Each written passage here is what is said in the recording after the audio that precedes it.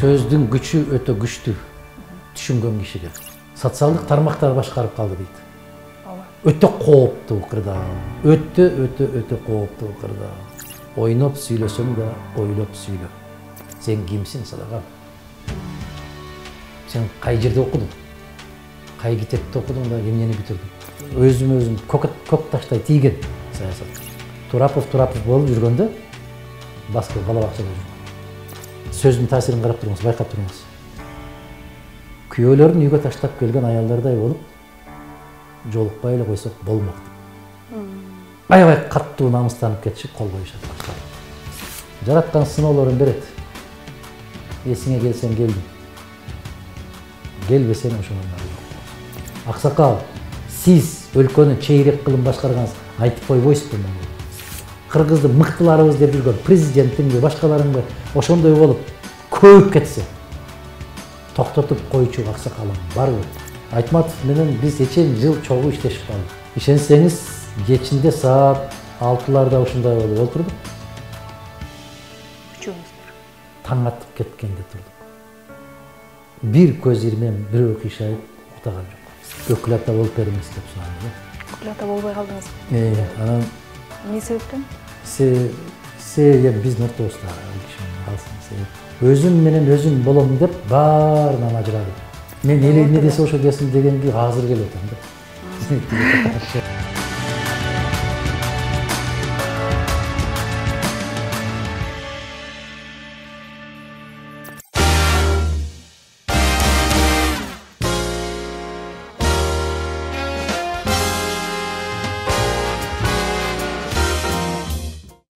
Саламатсызбы агай? Анан бүгүнкү багыттагы баарлашуубуз адаттан сырткары бир жан дүйнө темасында, сырдашуу, эркин формасында болсо дейбиз да. Программабыздын аты дагы кеп келгенде деп аталат. Кеп келгенде биз баарын сүйлөшөлү, баарын айтууга болот. Ушул үмүттө сүйлөшөлү деп турабыз. Ушу белгилүү коомго белгилүү адамдардын жөнөкөй жашоосуна, жөнөкөй турмушуна эл кызыгат деп ойлойм. Мен да кызыгам. Мисалы, мен жеке өзүмөн айта турам болсом, инсан катары сиздин жан дүйнөңүз. Сиз музыка угасызбы? Мындай жөнөкөй эле нерселерге кызыгам да. Бүгүн ушул темаларда сүйлөшөлү деп турабыз. Жакында эле сапардан келдиңиз. Ал жактагы мигранттардын абалы жакшыбы? Кандай барып келдиңиз? Биринчиден чакырганыңыз үчүн рахмат. Экинчиден дээрлик ушундай бир чакырууларга көп деле жооп бергим келбейт. Себеби баягы эле тажатма суроолор, баягы эле жооптор, кызыгы жок. Мындай бир өзүңүз айткандай, бул дүйнөнү бир түс менен караган гана суроолор болот да. Анан бүгүн макул деп айтып койгондун себеби биринчиден биринчи жолу келип атам. Экинчиден ушул жан дүйнө деп айтып калдыңыз. Маданият багытындагы каналыбыз деп айтып калдыңыз. Маданиятты кое эле баары эле азыр колдон келгени да, келбегени да баары эле саясат болуп кеткен да. Мына ушул эки себептен улам келип отурам. Биринчиден ишиңиздерге ийгилик болсун, жакшылык болсун. Эми бул сапар менде болуп жүрчү сапар. Мен мигрант деп айтууга тыюу салгам. Убактылуу иштеп жүргөн сыртта биздин кыргыз жигиттери, кыздар деп айталы, жарандар деп айталы. Себеби ушул мигрант деп айтса, баягы өсүп келаткан жаш балдардын кулагына жаман угулуп калат. Алар өксүк болуп калат, кандайдыр бир жакшы эмес кабылдап калат да. Ошондуктан бул сөздү айтуудан өтө абайлашыбыз керек. Этият болушубуз керек. Убактылуу, Кудайга кааласа бир күндөрдүн алар кайрып келет. Кайрадан эле ошол эл келгенде биздин ала тоо кайра көркүнө чыгат. Кайрадан үйүбүз толот. Биз төгүлбөй, чачылбай, чачырабай бир бүтүн өлкө болуп, өз элибизде, өз жерибизде жашайбыз деген жакшы тилектер менен жашап атабыз. Мен жылына 4-5 жолу барып жолугам алар менен, алардын чакыруусу боюнча. Алар өзлөрү даярданышат. Кыргызстандагы болуп аткан окуяларга түздөн түз мындай бир кабар алгысы келет, түшүнгүсү келет. Ошондуктан соңку бир канча жылдардан бери өздөрү айтмакчы, атабыз да, энебиз да сиз болуп калдыңыз, сиз келмейинче биздин купулубуз толбойт деп чакырышкандан улам барып келдим. Кудайга шүгүр. Аман. Баякындай дарттардан сырткары жумуш менен камсыз болгондо жумуш менен жүрүшөт. Жеке кандайдыр бир иш менен алек болгондо алар жеке иштери менен алек болуп, айтор 6 сан аман. Кусалык күчөгөн, Кыргызстанга болгон сезим курчуган, сырттан жүрүп, ошол элге жерге болгон сезимдерин айтып төгүп, кээде ошол чогулуп ыйлап да алабыз дегендей, көздөн жаш чыгат дегендей, ар кандай жагдайлар, ар кандай суроолор болот. Ар кандай тагдырлар бар. Демек, Сыртта канча киши жүрсө ошончо тагдыр. Алардан кабар алып келген дегенсиз. Азыр бир жакшы сөз айттыңыз да, ушу мигрант дебесек депчи, сөзгө экият болуу, сөзгө маани берүү, сөздүн күчү боюнча дагы сурайын деп атам. Тилекке каршы азыр ушул иштеп жаткан парламентке кандай жаман сөздөр айтылды. Анан өкүндүргөнү мени ошону өздөрү айтып жатат да. Баягы өсөр элдин балдары бири-бирин баатыр дейт, өчөр элдин балдары бири-бирин катын дейт деген бир сөз бар кыргызда айтылганчы. Анан ушул сөздүн кудурети жөнүндө сурагым келет сизденчи. Сөздүн күчү өтө күчтүү түшүнгөн кишиге. Биз илгертен сөз багып, сөз баалап келген калкпыз. Бизде жигитке 70 өнөр аздык кылат дейт. Анан өнөр алды кызыл тил дейт. Кызыл тил деген сөз бул сөз. Ошол сөздү убагында, учурунда таамай айтып билүү. Күч атасын тааныбайт деп койгондун дагы бир түпкү мааниси, макалдын мааниси, эгерде кеп кезеги келгенде деп айтып атпайсызбы? Кеп кезеги келгенде сөзгө чоркок болсоң, бизде дагы бир керемет сөз бар. Сөзгө сөлпүк, кепке кемтик деген. Сөлпүкпү же сөлтүкпү? Экөөнүн айырмасы деле жок болуш керек, э? Экөө бирдей эле. Ошол сөлпүк болуп калыптыр, сөз таппай калыптыр деген сөз же сөзгө жыгылып калыптыр деген сөз. Бул намыстан аябай күчтүү болчу да, намыс ушунчалык кепке калып калдым, сөзгө калып калдым, же атадан калган бир жаманат болуп калат, же элден калган жаманат болуп калат. Кийин эл сөз кылат деп. Кадимгидей коркушчу, титирешчү, эртең эл эмне дейт деген сөз ушунчалык чоң тосмо болчу. Бүгүн туура айттыңыз, не деген сөздөрдү айтса деле, кабагым кашым дебей, карт кекирип коюп, күлүп коюп, арсыз жерди карап жылмайып коюп, кете бермей болуп калды. Демек, сөздүн баркы кетти, сөздүн баасы кетти. Сөздүн баасы качан көтөрүлөт? Коом маданияттуу болсо, коом сабаттуу болсо, анан эки киши сүйлөшүп отурганда ошол кишилердин сүйлөшкөн сөзүнүн маанисин чече билсе. Ошондо сөздүн күчү. Кепти тааный билсе. Кепти билсе. Себеп туура сөз айтылган болсо, ар кандай киши аттан түшүп салам берген да. Кеп туура болсо, сөз туура болсо, сөз ээсин тааптыр деп калчу. Же сөз эмес бекен деп калчу. Азыр андай жок. Ошол кепти тааныбай, сөз тааныбаган үчүн ушундай кырдаал болуп жатат да. Мына массалык маалымат каражаттары деп атап атасыздар, социалдык тармактар деп карап атасыздар. Караңыздарчы, айланайын Кудай сактада, Кудай сакта, Кудайдын өзү гана сактасын. Биздин улутчалык мындай бир жаман сөз, жаман ооз элди табыш мүмкүн эмес болсо керек. Бүгүнкү күндөгүдөй абалга түшкөн эмеспиз, э? Түшкөн эмес. Айрыкча соңку бир айдын ичинде. Соңку бир айдын ичинде аялды аял дебейт. Аксакалды аксакал дебейт. Кыз баланы кыз бала дебейт. Оюна эмне келсе ошонун баарын жазып атат, ошонун баарын айтып атат. Мына Россия Федерациясынын мамлекеттик думасы азыр мыйзам карап атат. Мына ошондой социалдык тармактарда өзүнүн сүрөтүн коюп, өзү катталган гана кишини. Демек, фейктерге каршы. Фейктерге каршы. Бул фейк деген бүтүндөй коомду жок кыла турган болуп калды. Биринчи жолу билесиз, мына Египетте ушундай төңкөрүш болгондо ошол социалдык тармактардын күчү менен кеткен. Кыска мезгилдин ичинде түшүндү, аябай катуу жаман адашуучулукка барып калгандыктары.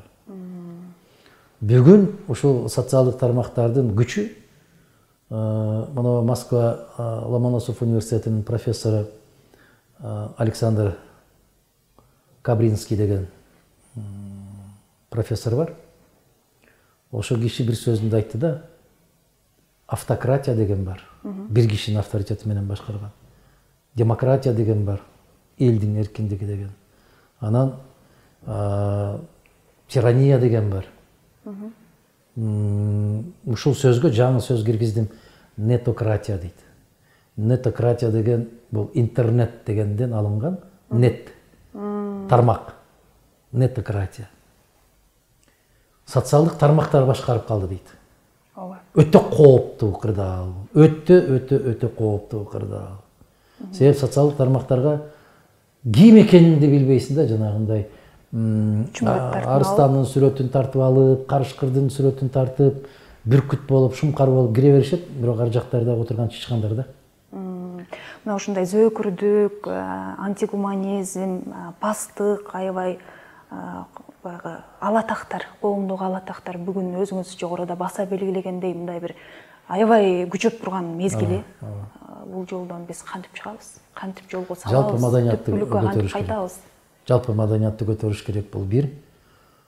Экинчиден, мамлекет кандайдыр бир көзөмөлгө албасы керек. Муну тайранбай деп коет. Мамлекеттик идеология керек.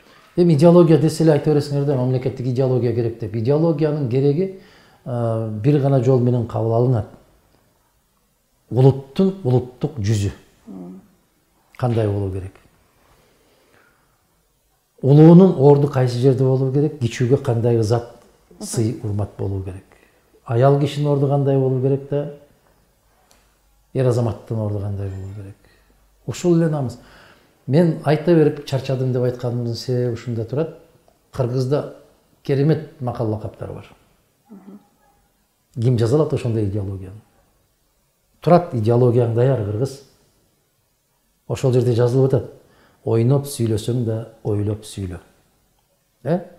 Экинчи идеологияны карап көрүңүз. Бизде укмуштуудай эркиндик.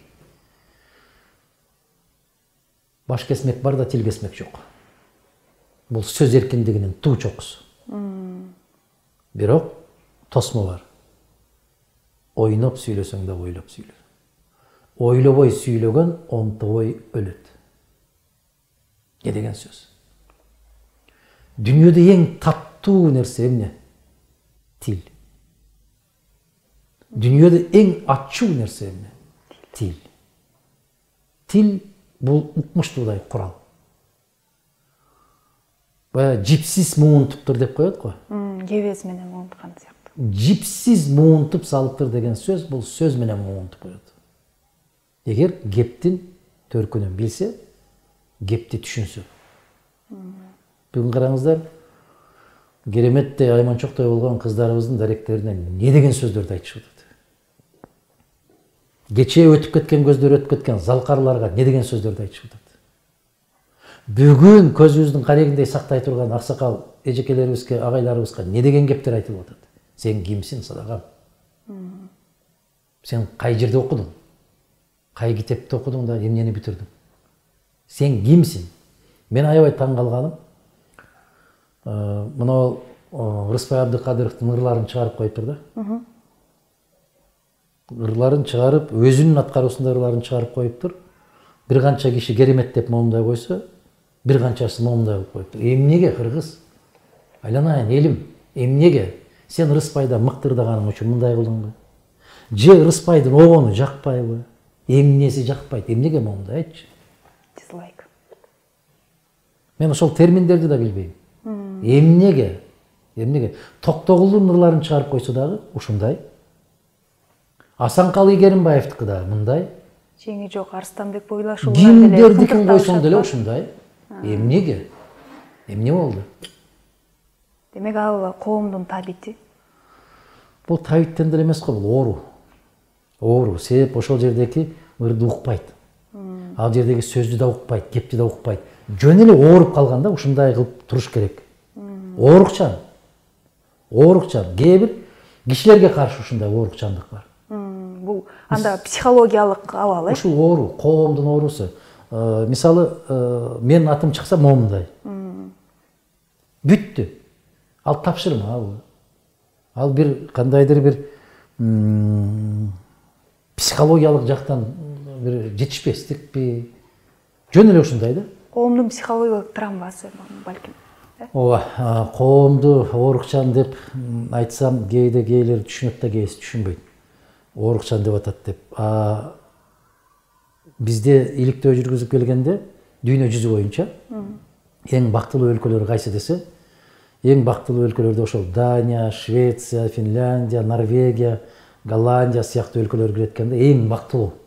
Эмнеси менен бактылуу? Элден бир канча суроолорду берет элге. Турмушуңузга ыраазысызбы, жумушуңуздан ыраазысызбы, коомуңузга ыраазысызбы, мыйзамдар сизге жагабы, жаратылыш сизге жагабы деген сыяктуу. Ошол эң бактылуу деген өлкөлөрдүн арасынан Кыргызстанды карап келсең, тиги жакка түшүп кетет экен, түбүндө. Муну мен өзүм аркылуу да байкайм. Мисалы, кече Москвадан келдиңиз деп атасыз. Москвада жүргөндө эмнегедир денең башкача. Мисалы, Табитиң да башкача. Баскан турганың да башкача. Бизди Манас аэропортуна келгенде, Кудай сактасын, бир тумандын ичине кирип кеткен дейсиң. энергетика, Энергетика абдан башка да. Өтө ачуу, мындай бир заар. Ар бирди карасаң сени жеп койгонго даяр болуп тургандай. Кокустан Кудай сактасын, бирөөнүн барып чыканагың тийип кеткен болсо, көргүлүктү көрөсүн дегендей. Анан жолдо жүргөндө машиналар чырагын жагып оң жакка бурулуп алайын деген болсо, эч ким бурдурбайт. Бурдурбайт, айланайын, бурдурбайт. Келип, токтоп, жыл ары деп, сөгүп, терезесин түшүрүп, кокус өтүп кеткен болсоң, артыңдан кууп барып, жетип, терезесин түшүрүп, сени сөгүп, андан кийин кетет. Москвада караңыз. 3 Кыргызстан бир шаарда. Сигнал басканын укпайсыз. Чыракты жактың, оңго же солго бурулуп алайын деп, артыңдагы келеткан заматта токтойт. Бурулуп кете бересиң. Бул жактан келип жолго кошулайын деп келетасыңбы? Ушундай биринин артынан бири келип, шахмат сыяктуу болуп өтүп кете берет. Улуу маданият. Жол маданият. Бири-бирине болгон сый урмат. Жылмайып коет. Колун көтөрүп коет. Бизде колуңду көтөрсөң сөгөт да. Не дейсиз? Бул эмеден эмес ба? Мен ушундай ойлойм да, баягы социалдык жетишпестик адамдарда. Жок. Социалдык жетишпестик деп бир шылтоо издегенге аябай эпчилбиз. Жетишпестик болуп эмнең жетишпей атат? Кийген кийимиң, минген... Нарцисси чоңоюп кетти балким. Бул башка.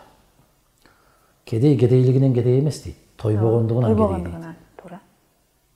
Анан эле бирдеме десе жетишпестик. Эмнеге жетишпейт? Жетишпегендиктен көчөбүзгө ушундай бири-бирибизге ызырынып чыгып атат дейсизби? Жок, андан эмес. Кеп жалпы маданияттан. Кандайдыр бир силкинүү керек. Токтош керек. Бузуку коомго мындай бир же бөтөн өлкөлөрдүн сый урматы, же өз өлкөсүнүн жарандарынын, же жаштардын, жаксакалдарынын мындай бир мамилеси болбой калат да. Бизде тилекке каршы ошол сыяктуу болуп атабыз да. Эми саясатка жолобойн дедим, мен саясатка айтпайлы деп өзүңүз айттыңыз, саясаттан түк сүйлөбөйүн деп өзүм көк таштай тийген саясат. Айтсаң эле өзүңдү карап ал деп эле беттен алып. Азыр ушу көрсөтүүбүздү көрүп отургандардын дагы бир канчасы ызырынып, тепкилеп, өздөрүнүн чачын өздөрү жулат. Демек эмне бул? Оору. Ооба. Сиз саясатты такыр көңүлүмө көк таштай тийди деп атпайсызбы? Жок. Бирок саясатты сүйлөгөн. Бирок сиз саясатчысыз, баары бир эле бул нерседен качып кутула албайсыз да. Баары бир сүйлөгөнгө туура келет. Алдыда болсо чоң шайлоо. Шайлоо өзүнүн орду менен кете берсин. Шайлоо кандай десең, өзүнүн орду менен кетсин дагы, өзүнүн ыңгайы менен кете берсин. Сиз жан дүйнө жөнүндө сүйлөп калдыңыз, ошо жан дүйнө менен эле кетели. Шайлоого кирип кете турган болсоң, накта чыкпай калчу жер баткак болуп, саз болуп, бир чирип бүткөн тармагыбыз ошол. Себеп саясат деген бул улуу мындай бир кесип. Анан бир тармак, кесипкөйлүк керек. Бизде билгени да билбегени да саясат деп кыйкыра берип, анда ашмалтайын чыгарды. Түшүнгөнү да түшүнбөгөнү дагы сындай берип, сынчы деген сөзүн да баркын кетирди. Анан эки жолу телефондон чыгып алып туруп эле карасаң, анан саясат таануучу. Жана эки жолу сахнага чыгып эле эстрада жылдызы болуп атпайбы? Рас айттыңыз, эми ушулар жөнүндө сүйлөшөлүчү. Азыркы ырчылар, азыркы өнөр адамдардын деңгээли тууралуучу сизге канааттандырган бир ырчы өнөр инсандар барбы бизде азыр коомдо? Анча-мынча чыгып калат. Мисалы кимдер? Мен аттарын атабай эле коеюн, анча-мынча чыгып калат да, жарык эткен жылдыздай болуп, чыгармалар чыгып калат. Мисалы? Мына Болот Тасмаев раматылык болуп кетти, ырдап кетти. Өчпөсүн, жүрөк өчпөсүн деген. Мындай байкап көрүңүз эле, обондун дагы, сөздүн дагы мааниси бар да.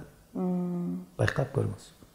Кат жазчы мага деп Шамшер Көтөбаевдин соңку обону, сөзү Фатима Абдалованыкы. Керемет. Сондур. Баягы ырга сөзгө обон шайкеш келип калганда, эгиз козудай болуп, керемет жаңырып, керемет угулуп кетет да. Мына ошол жагынан Абидин Темиров да жакшы бир философиялык обондор бар. Көптөн үмүттөндүрүп келаткан жигит эле Токтобаев. Болот Токтобаев көптөн үмүттөндүрүп келаткан жигит эле, эмнегедир чыгармачылыгын эртерээк токтотуп койду. Мына ошол сыяктуу. Болот Токтобаевдин кайсы ырлары жагат? Дээрлик баары. Обондордун. Өзүңүз ырдайсызбы? Ырдабаган кыргыз жок болсо керек. Баары эле ырдайт. Жан дүйнөңүз ырга жакын, Ырга жакын. Мен өзүм ыр жазам. Ырларды жана айтып атпайсызбы, музыка угасызбы деп.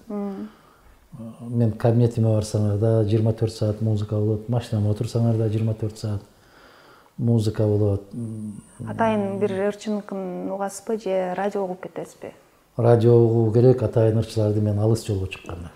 Ошо атайын угуп жүргөндөрүңүз ушу Болот Токтобаевдер окшош. Аспай Абдыкадыровду, Асанкалы Керимбаевди, Түгөлбай Казаковду кай жакка чыксаң уксаң боло берет. Алардан тажабайсың. Жолдошбек Мамажановду. Керемет, мисалы, баягы Түнкү Сиренада деген, Тууган жер деген, Бабаравшан Тургунбаевдин ырлары не деген керемет. Сөздөрүн караңыз да, обондорун караңыз. Же Омар Султановдун сөздөрүнө көп жазчу ырларды. Асанкалы Керимбаев дагы, Жолдошбек Мамажанов дагы. Мана ушул нерселерден адам азыктанат дагы, адам кичине бир кубат алат, адам кадимгидей эс алат. Жакшы бир чыгарма окусаң, эс аласың. Жакшы бир китеп окусаң, эс аласың. Китептердин атасы бул Кур'ан. Мен жаздыгында жазданып жаткан китеп бул Кур'ан.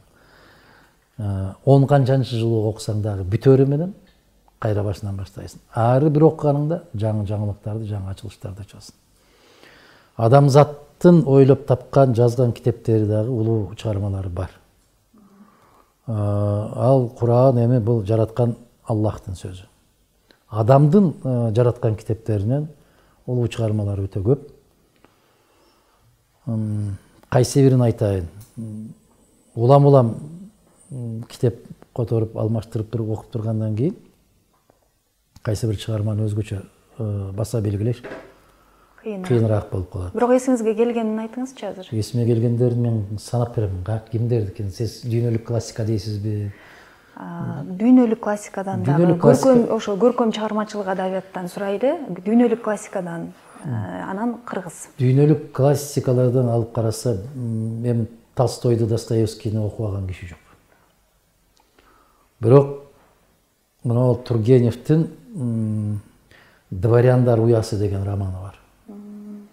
ошону студент кезде бир окуп, андан кийин бир окуп, кече жакында кайра окуп, эмне үчүн баягы ата менен балдардын ортосундагы карама-каршылык, ошондон кийин эле ошол эле китептин өзүндө ошо дворяндар уясы, дворянское гнездо деп коет. Ошол жерде кайрылган, караңыз, мындан дээрлик 200 жыл башта жазылса дагы бүгүнкү доор, бүгүнкү заман жазылган. Ошол эле түбөлүктүү кайгы, жашоо. Павел Басинскийдин 3 томдугу чыкты. Бул Лев Николаевич Толстойдун туулгандан баштап ушу күнгө чейин сыр каттылып келген архивден мындай бир жарык көрбөгөн тармактарынын бүтүндөй жарык көргөн, биринчи жолу ошондой жарык көрдү, соңку мемориалдык чыгарма болгон экен. Ооба, ошондо бейиштен качуу деп биринчиси ошондой дейт.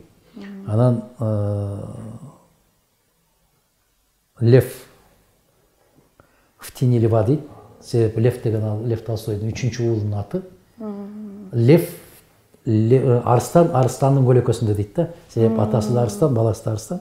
Атасынын көлөкөсүндө калып, анын чыгармалары жакшы жарыкка чыкпай калып, аябай азап чеккен да. Атасы улуу жазуучу болгондугу үчүн эле мунун чыгармалары жарык көрүп атат деген сөзгө калып кеткен да. Ошонун аябай каттуу сокку жеген да. Өтө мындай бир ыңгайсыз жагдайга түшүп, өзүн жаман сезген, абдан жаман сезген. Ошо атасы менен аты бирдей болуп калган үчүн, бирдей болуп калган үчүн бул оңой эмес. Үчүнчүсү Святой против Льва дейт. Иоанн Кронштадтский менен Лев Толстойдун экөө бир доордо жашап калган. Экөө момундай болгондо талаш болуп калганда Иоанн Кронштадтскийге эл көп барабы, Лев Толстойго көбүрөөк барабы. Миңдеген кишилер туруп калган да, Лев Толстойго Ясная Полянага кишилер киребиз, сүйлөшөбүз аксакал менен, кеп кеңешин угабыз деп тынчтык бербей калган да. Иоанн Кронштадтский бул поп, диний кызматкер, диний лидер. Ошондо ошол мезгилдеги Россияда эки чекит пайда болуп калган. Падыша жөнүндө сөз жок. Же Толстойго барабыз, же Иоанн Кронштадтскийге барабыз. Караңыз, бул дүйнөнүн кайгысы. Иоанн Кронштадтский дагы өтө чоң кадыр баркка ээ, Лев Толстой дагы ошондой кадыр баркка ээ. Бирок Лев Толстойду чиркөөдөн четтетирип салышкан. Ал каза болгондо дагы чиркөөдө баягы өздөрүнүн динине жараша жасалгаларын жасоого тыюу салынган. Кайгысыбы? Кайгысы. Бүтүндөй адамзаттын акыл эсин чөнтөгүнө салып алган Толстой өз доорунун ошол сыяктуу Кронштадтский окшогон кишилерди түшүнө албай койду. Же аларга түшүндүрө албай койду. Мына Согуш жана тынчтык деген романы 500 каарманга бир чыгармада мүнөздөмө берген. 500 чыгарма, 500 каарманга. Муну эпопея деп жүрүшөт, романдан да чоң. Эпопея. Ошол эле Шолоховдун деле Тынч доону ошондой эле эпопея. Тихий дон. Бирок ошого эле тең чамалаш, бирок дүйнөлүк адабият казынасына кошулбай калган бизде Сынган кылыч бар да, ал жерде 800дөн ашуун каармандар бар. Биздин кайгыбыз ошондо. Биз өз телевизде айтса ишенбейбиз. Биз өз улууларыбызды сөзсүз түрдө бирөөгө жармаштырып айтабыз. 95-жылы бир жерде отурабыз. Анан Керим Турапов, биз Керим Турапов менен 90-жылдардан бери жакынбыз. Анан бир киши мага Керим Тураповду тааныштырып атат. Кызыгы да. Өзүнүн таанышканына 1-2 күн эле болуптур. Ал мага тааныштырып атат. Кыргыздын Баскову дейт. Анан мындай бир сый тамакта олтурат элек. Ал жигит дагы өзүн эр сезген жигит экен. Мен айттым, кечирип коебуз дедим. Аябай туура эмес сөз айттым. Керек болсо Басков Кыргыздын Турапову болуп алсын дедим. Турапов болуп жүргөндө Басков бала бакчада жүргөн. Турапов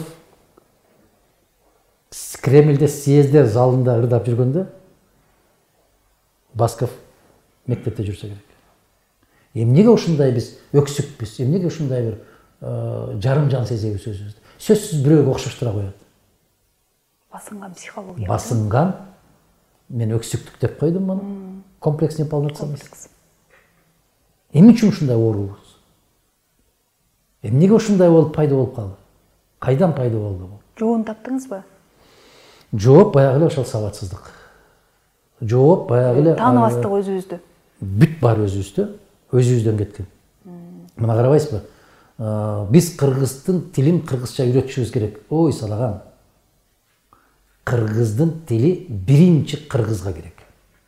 Эгер ушунчалык тилге күйсөң, сен таза кыргызча сүйлө. Аралаштырбай сүйлөп көр. Сен ушул тилиңе муктаждыкты жарат, өз өлкөңдө, өз жериңде.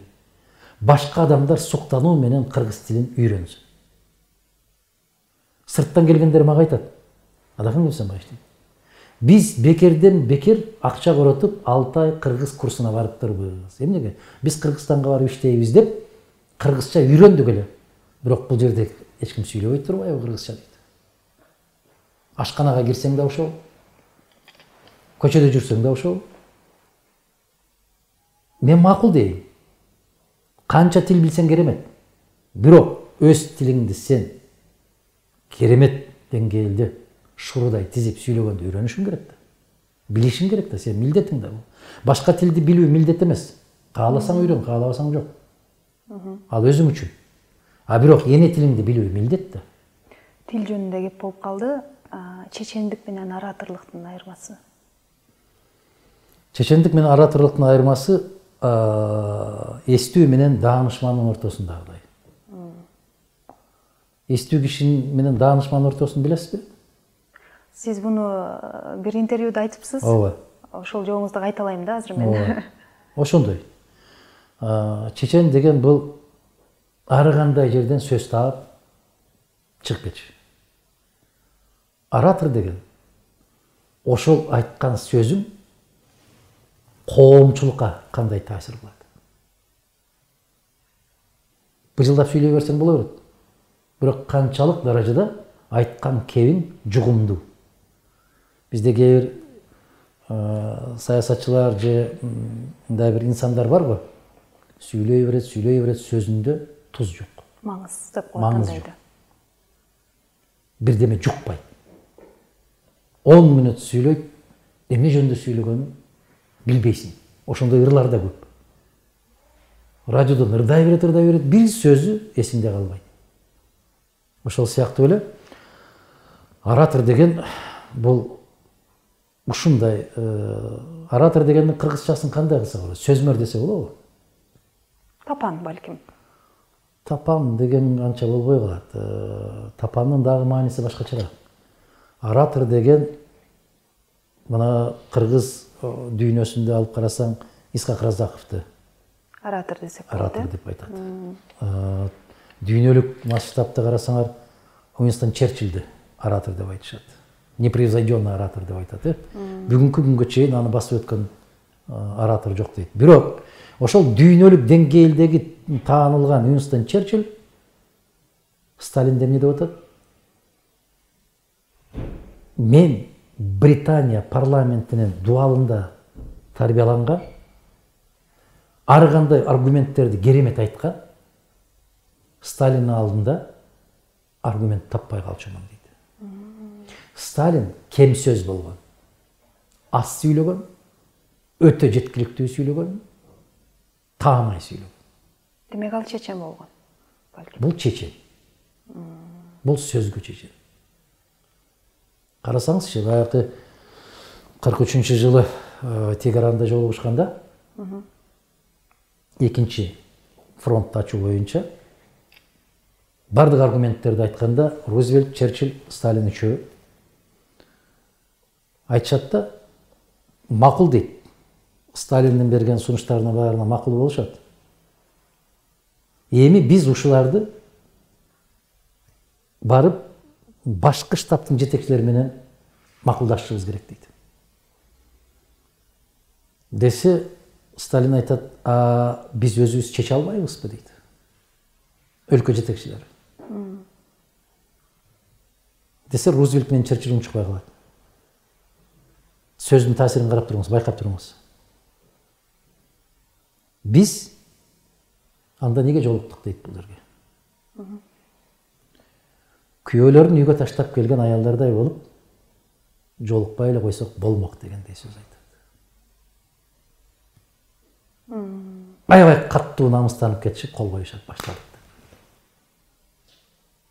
Мына чечендик. Мына сөздүн күчү. Эми караңыз, сөздүн күчү дегенде, сөз бизде кыргызда илгертен аксөбөктөр дейбизби, бийлер дейбизби, жетекчилер дейбизби, эл башчылары дейбизби, алар сүйлөбөй туруп көздөрү менен жооп берген. Ооба. Ишарат деп коет. Же байкап караңыз, бир сөздү айтаардан башта кишинин көзүнө карап туруп эле байкап билип коюшкан. Же камчыны кандай кармап келгенинен карашкан. Камчыны сүйрөп кирди. Камчыны сүйрөп келсе кегим бар деп кирген. Ооба. Камчыны кошуп Кармап кирди. сабына кармап кирген болсо, бул чабышам деген сөз. Камчыны мойнуна илип келген болсо, кулдугум бар деген сөз. Мына ошол бир эле ишарат менен бир том сөздү айтып коюшкан. Ооба. Анан дагы сонун нерсе бар го, баягы адамдын даражасынчы ат үстүнөн түшүп салам берген. Мисалы, Манаска эртүштүк ат үстүнөн салам берген дейт. Демек, ага тең ата болгон дегендин мааниси бул. Ушунан улам керкейгенге керкейгин дейт. Көктөн түшкөн пир эмес дейт. Ийилгенге ийилгин баалап берген кул эмес дейт. Экинчи мааниси бар. Кандай салам болсо ошондой алик дейт. Улуу болосуңбу, кичүү болосуңбу, ал зат. Даражасы бийик болгон болсо, жашына карабай салам берген. Анын мартабасы улуу деп койгон. Жолу улуу деп койгон. А эгер жаштай болуп, бирдей болуп, даражалары бирдей болуп калган болсо, анда улуулата келген.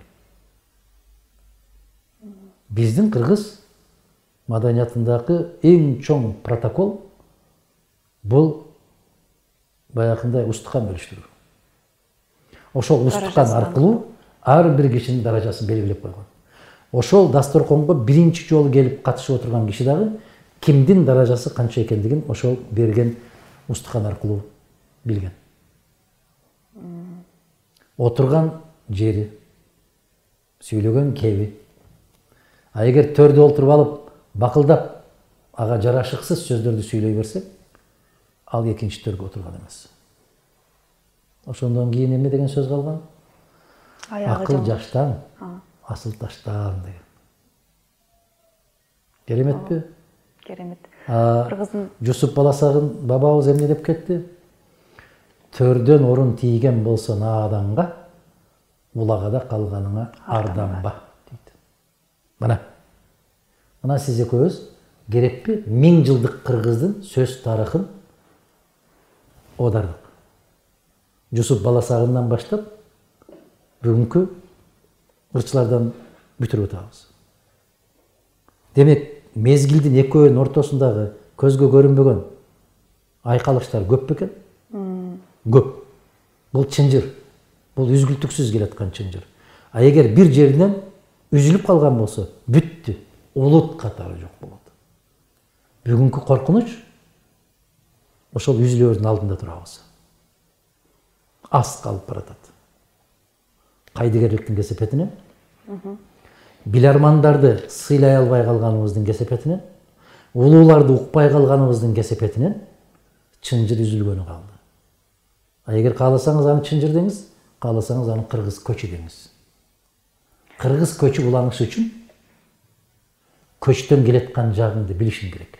Тамырды. Тамырың кайда? Мына кайдан келетасың сен? Кайда баратасың?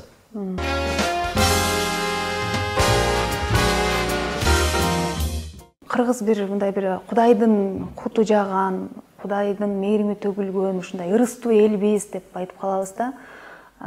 Ушул качан болбосун кылкылдаган кылдын учунда турабыз дагы, анан бир Кудайдан бир колдоо келип, ушундай бир жашап келатабыз кыргыз болуп, бир уч элбиз өзүбүз депчи. Анан бул жолу дагы бир мындай үзүлөрдө уланып, жок болордо кайра куралып калат чыгарбыз, Түгөнгөн сайын түтөгөн дейт. Ооба. Бирок бул дагы чеги жок, улана бербейт. Жараткан сыноолорун берет. Эсиңе келсең келдиң. Келбесең ошондон ары жок болосуң. Бизге чейин эчем коомдор жок болгон. Лимитибиз түгөнүп баратабы? Баратат. Эчем коомдор болгон. Бизден кыйын, бизден эстүү элдер болгон. Бизден күчтүү, кубаттуу улуттар болгон. Жок болуп кетишти. Тарыхтын будуңчаң замандарында чаңга сапырылып жок болду. Жараткан өзү сактасын, биз да ошондой чайпалып турган кезибиз. Биздин өлкө да, мамлекет да, улут да ошондой чайпалып турган мезгил. Себеп мен айттым жана, улуунун кебин укпай калдык. Акылмандын сөзүн укпай калдык. Жанагындай жаман сөз бар. Өзүң билбей кал да, билгендин сөзүн укпай кал деп. Бүгүн эки ооз сөз айтып койбойсуңбу деп аксакалдарга кайрылсаң айтат. Кимге деп?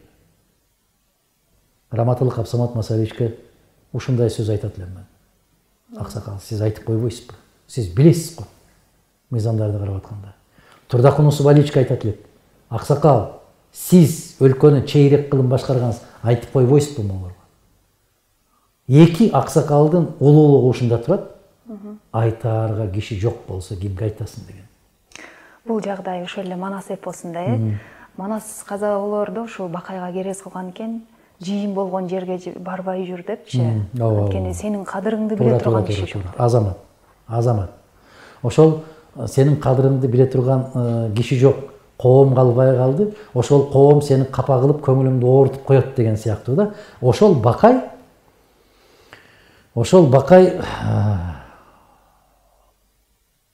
Манасты элдин көзүнчө эмне дедиле? Караңыз, ичинде кек сактабай туруп, ушул аяп айтып атканы укмуштуудай сөз. Ушул баягы Көкөтайдын ашын берип атканда, ашка баратышканда, Көкөтайдын башы, көп жыйындын башы, көп жаңжалдын башы. Жаңжалдын башы ушундан башталат. Бир уруунун, мен билем азыр кайсы уруунун аксакалы экенин атынан бери билем, бирок азыр кыргызда эмне болуп кетпесин. Бир сөз айтып койгондо Манас чыдабай кетип, камчы менен чаап жиберет башка. Чыр башталат. Ошондо Бакай келип, аябай жаман каттуу сөз айтат. Манас деп койсо, чардайып кетет экенсиң. Үйлөп койгон чанаштай даңкайып кетет экенсиң. Манас деп койсоң, дардая чөйөт экенсиң, үйлөп койгон чанаштай дардая чөйөт экенсиң. Ушинтип аябай каттуу каккан Манасты.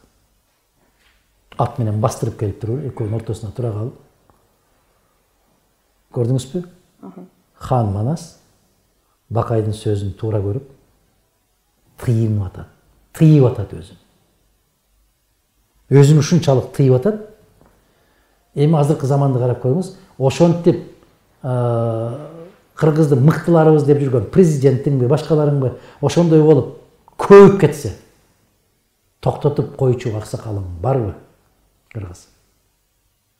Туура эмес жолго түшүп алса, токтотуп койчу аксакалың барбы кыргыз? 30 жылдан бери не деген адашуулар кетти? Кайра уланып атат адашуулар. Токтотуп койчу аксакал барбы кыргыз? Эгер токтотуп койчу аксакалың болсо, ошол аксакалды сый урматы менен көрүп, токтоп калчу эр азаматың барбы кыргыз? Мына кептин башына кайра келдик. Ушунан баштадыңыз, ушуга келдик. Сөз учугу ушинтип улануу керек. Биз жана китептер тууралуу сүйлөп келатып, ушака өтүп кеттик. Кыргыз адабиятынан дагы айтыңыз эми. Кыргыз адабиятынан сөзсүз түрдө мен өткөндө эле жооп бергенмин. Эгерде бөтөн тилге биринчи которулуп, сынган кылыч чыккан болгондо, дүйнөгө дүңгүрөп кетмек. Дүйнөгө дүңгүрөп кетмек. Биздин өксүктүгүбүз ушул, кыргызча чыгып калды. Аны дагы мындай бир жаап жашынып, жакшы бир даңазалай албай, эчен жыл басылбай жатып калды. Ооба, бир нече жерлери редакцияланып. Андан кийинки келкел, андан кийинки чапкын, андан кийинки качкын уландылары кетти. Жантөшевдин Каныбек деген романы не деген? Түгелбай Сыдыкбековдин кийин пайда болгон Көк асабасы бул. Дүйнөлүк классикаларга туура келеби, келбейби? Келет. Мына Шолоховдун Тихий Донду окуганда бүгүнкү күнгө чейин менде жүрөк титрейт. Бүгүн Кыргызстан ошол күндү кечирип атат. Шолоховдун көтөргөн маселеси бүгүн Кыргызстанда болуп атат. Агасы бир партияда, энеси бир партияда. Бирин бири тытып жеп койгонго даяр. Күйөөсү бирөөнү колдойт, аялы башка бирөөнү колдойт. Экөө ажырашып кеткенге даяр. Балдары бир тарапта жүрөт дагы, атасы башка тарапта жүрөт. Экөө бири-бири менен сүйлөшпөйт. Мына кайгы кайда жатат. Ошол Тихий Дондогу окуя кайдан чыкты? Турмуштан чыкты. Бүгүн Кыргыз ошол доорду башыбыздан өткөрүп аткан сыяктуубуз. Коркунучтуу. Коркунучтуу. Эми кыргыз адабияты дегенде көптөгөн мыкты чыгармалар бар. Мисалы, элге таанылбаган, аты айтылбаган жазуучулар бар. Көчкөн Сактанов соңку мезгилдерде биздин тарыхый романдардын баарын ошол киши жазып жүрдү. Маркумдар үнү деген китеби. Маркумдар үнү бул соңку эмес. Мына Төлепберген Кайыпбергеновдун ошол Степ деген романы бар да. Чөл деген романы бар. Кереметпи? Керемет. Биздин мына Жумгалда көптөгөн жылдар бою ошол айылынан чыкпай эле жүрүп жазып кетти. Асыл деген роман. Мына караңыз, азыр атын айтып жиберем деп туруп. Ошол киши үйүндө жаткан жеринен таап, чакыртып алып, эмгек сиңирген, маданиятка эмгек сиңирген ишмер деп бердим эле мен. Ошол Асыл деген романын карап көрүңүз. Ушунан чыгарма жараткан болсо, Жамиладан кем калбай турган чыгарма. Лирикалык көркөм чыгарма экен да анда, э? Ооба, повесть. Повесть. Роман. Ошондой бирөөсүнү мыкты, бирөөсүнү мындай деп айта албайм. Кээде ишенсеңиз билесизби, бир эле сүйлөмдө бир романга караганда көбүрөөк таасир аласың. Ооба. Бир эле сүйлөм. Айтматов жөнүндө айткан жоксузбу? Эми Айтматовду айтпаса эле түшүнүктүү. Айтматовду уже билесизби, кимден сурасаң эле Айтматов деп эле тажатып жиберишти да. Се Айтматов деше берет. Се башканы тааныбагандыктан. Айтматовдун атын эле билишет көпчүлүгү. Абдан туура айттыңыз. Айтматов менен биз эчен жыл чогуу иштешип калдык. Ушул жөнүндө сырлашып калдык, чогуу сүйлөшүп калдык. Мага агай ушул Айтматов абдан бир мындай мен үчүн укмуш киши деп эле айтсам болот да. Мисалы. Ага байланыштуу, же болбосо анын көзүн көргөн кишилер дагы мага кымбат да. Ага байланыштуу бардык нерсе. Ал жөнүндө мен жеке жашоосун, чыгармачылыгын бүт баарын изилдегим келет да. Анан ушундай жаштарга бир сабак болсун, сиз ошол киши менен болгон күндөрдөн бир аз эскертсеңиз, ал кишиден алган таалимиңиз, тарбияңыз жөнүндө. Биринчиден, ал киши менен 5 жыл парламентте чогуу иштеп калдык. Экинчиден, чыгармачылык, мамлекеттик, коомдук тармактарда дагы бир көптөгөн иш-чараларды чогуу өткөрүп калдык. Мен ал кишини Ысык көл эл аралык кинофестивалына президент катарында коюп, ал кишини чакырдым. Эчен ал киши элчи болуп жүргөн кезде дагы ушу Бишкекке келип калганда учурашып жүрдүк. Мухтар Шаханов үчөөбүз. Шаханов Казакстандын Кыргызстандагы элчиси эле. Анан ошол баягы көчкүн аскада калган, асылган окуяны жарыялап беребиз деп, Плачахоты над пропастью деп орусча чыккан. Ошол аска бүгүнкү доор, бүгүнкү заман. Ишенсеңиз, кечинде саат 6-ларда ушундай болуп отурдук. Үчөөңүздөр. Таң атып кеткенде турдук. Бир көз ирмем, бирөө кыйшайып уктаган жок. Мухтар Шахановдун үйүндө. Аябай көп талаш болду. Аябай да ушундай. Ушунчалык жакындык деп айтсам, кандай деп айтам, кээ бир нерселерди айтканда бираз токтоном, себеби бүгүн коом кабыл албайт аны. Айта бериңизчи. Кантип эле, кантип деген сөз көп да. Ошондуктан баягы кептин баркын түшүргүм келбейт. Ушунчалык жакын болгонубуздун бир эле себебин айтайын, бир далилин айтайын да. Эң кичүү уулум үйлөнмөк болуп калды. Анан бир күнү отурсам, телефон чыңгырайт. Мен көлдө эс алып аткам. Ал кезде кызматтан да кетип ушундай болуп калдым. Көлдө эс алып атсам, телефон чыңгырап калды. Кайдасыз деп бир Кыргызстандагы дагы бир белгилүү инсан. Мен ушундай көлдө элем десем, укмуш болду, керемет болду деп. Эмне болду? Биз дагы көлдө элек. Сиз дарегиңизди айтсаңыз, биз баралы деп. Анан мен жанында чүкен бар экенин билген жокмун да. Анан даректи айттым. Эгер чүкен бар экенин билсем, мен айтмакмын да. Силер кайдасыңар, мен барайын депчи. Анан аксакалды тамашалашып, биз ага дос, ини дос болуп жүрүп, анан келе бериңиз дедим мен. Бир канча убакыт өткөндөн кийин келип калышты. Карасам, Чыңгыз Төрөкулович менен чогуу келип калды. Мен таң калдым. Анан тиги кишиге айттым. Ал да аксакалда. Айтып койбойсузбу? Биз Чыңгыз Төрөкулович экөөбүз баралы деп атабыз. Мен бармакмын силердин алдыңарга. Жок. Чыңгыз Төрөкулович айтып калды. Жок, эс алып аткан кишиге келген жакшы болот, жакшысын чакырбай деп. Анан кичине жупуну дасторкон жасай коюп, олтуруп сүйлөшүп, ошол өзүнүн эң кичүү уулуна өкүл ата болуп бериңиз деп суранды да. Мага күтүлбөгөн сунуш ошол. Кандайча десем ушундай, биз жакшылыкка ушундай менен жүрөбүз, жакшы иштер менен чуркап жүрөм. Анан ушул жакта экениңизди угуп калып, анан аябай жакшы болду, ушул жерден жолугабыз дедик деп келип калды. Анан бул өтө чоң жоопкерчилик. Кийин бир аз убакыт өткөндөн кийин мен жоопту так айта алган жокмун. Убадада жок да деп да, ушуну ойлонсоңуз, ушуга бир макулдугуңузду берсеңиз дегендей болушту. Чай ичтик, кетти. Кийин бир канча убакыт өткөндөн кийин кабинетке келди дагы, баласын жетелеп келип, анан аябай ушундай табыштап, тапшырма берип. Ушул агайыңдын айтканын угуп жүр, ушул агайыңдын кебин кулакка салып жүр дегендей кылып керес айтып калды. Өкүл ата болбой калдыңызбы? Анан эмне себептен? Себеп биздин ортобузда киши менен калсын. Себеп биз саясий кырдаал жол бербей койду. Жок. Ал жерде саясат сыртта. Бул жерде адамгерчилик аябай чоң эмеде кеткен. Саясий кырдаал тескерисинче болмок да, мен жумушта жок мезгилде сунуштап, жумушка келип калганда өкүл ата болуп калыш ал башка. Керемет болмок дегендей. Анын себептерин ошол аксакалдын көзү тирүү.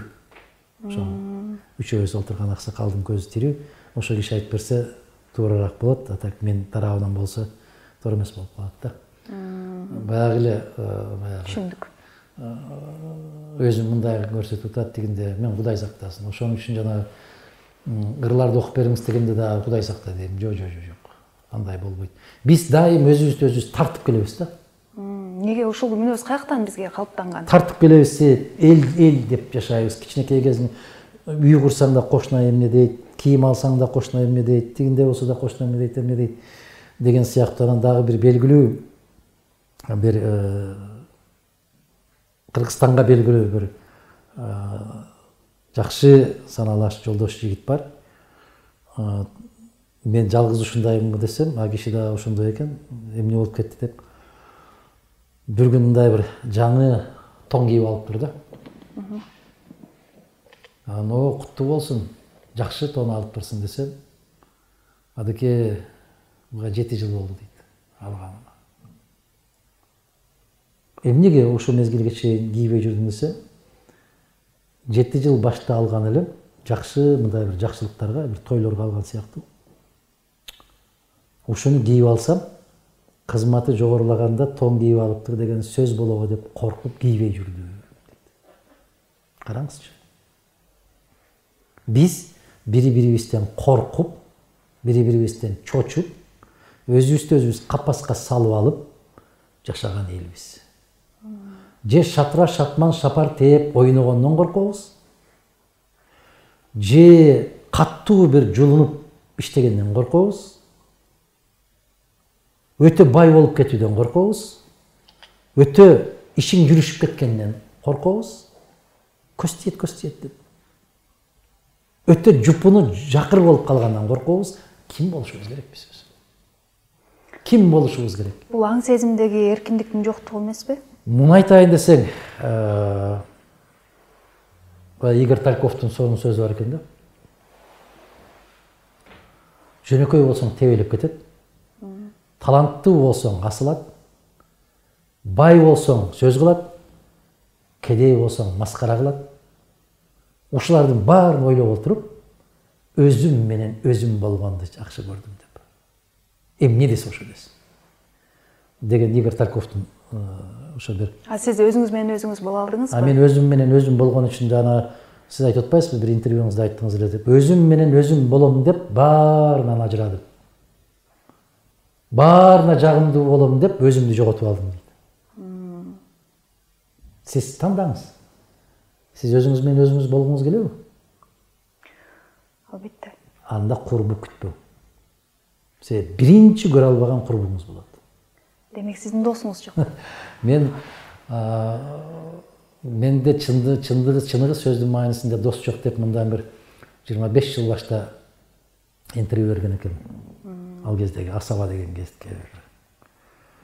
Анан менин ошол кездеки жакын саналаш жүргөн досторум бүгүнкү күндө аябай белгилүү көтөрүлүп кеткен достор, ал кезде баарыбыз тегиз жүргөн. Анда биз кимбиз деп келип таарынышкан. Силер пикирлешсиңер. Мен билбейм.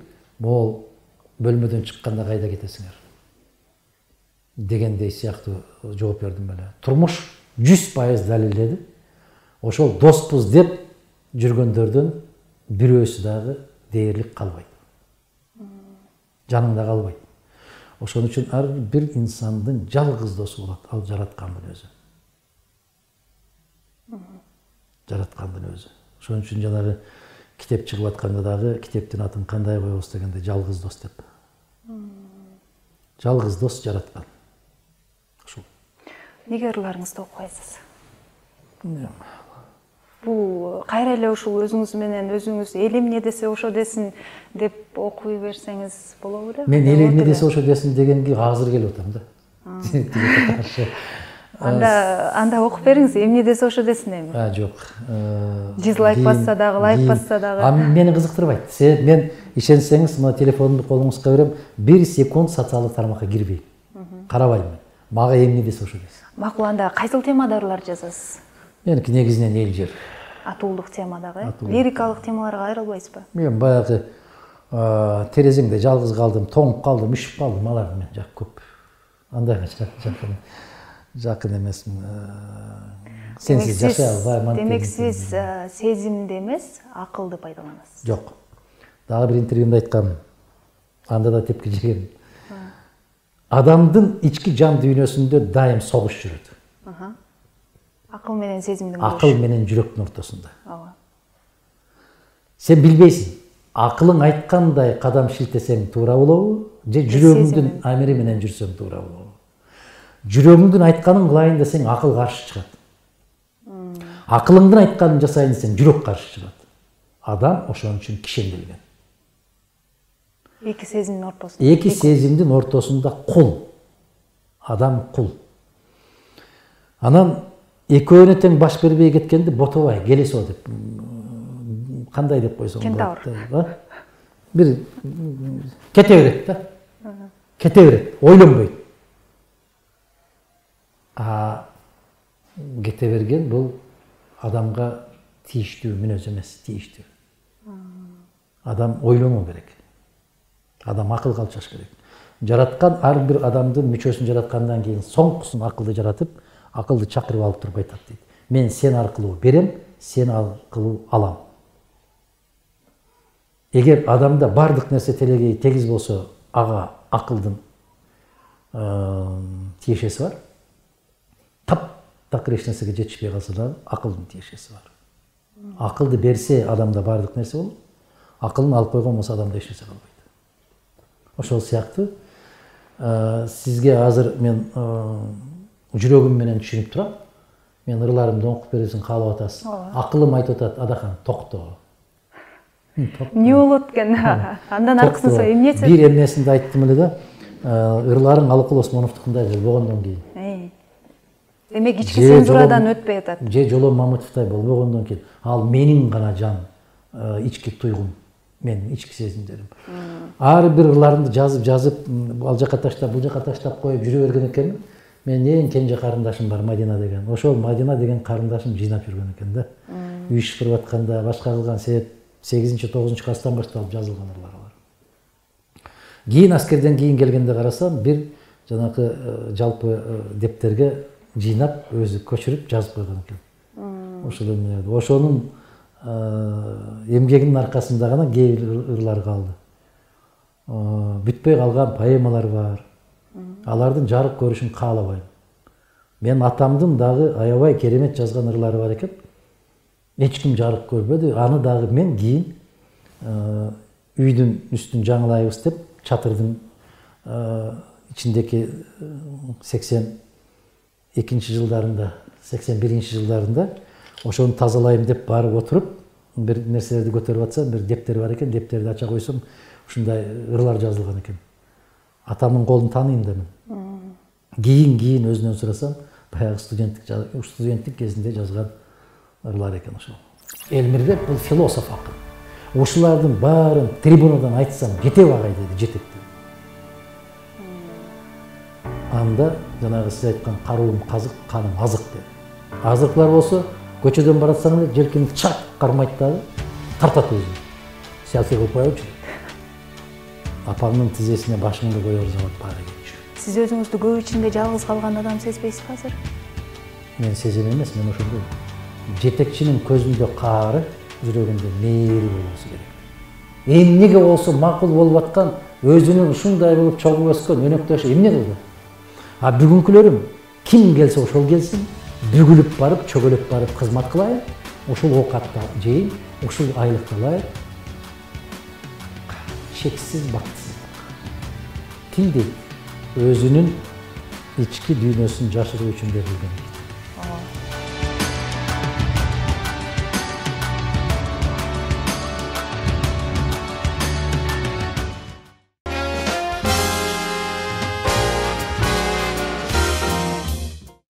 Акындар жөнүндө айтып калдык. Өнөр деги эле ушул руханий дүйнө жөнүндө сүйлөшүп аткандан кийин мен азыр ушул нерсени сурагым келип турат.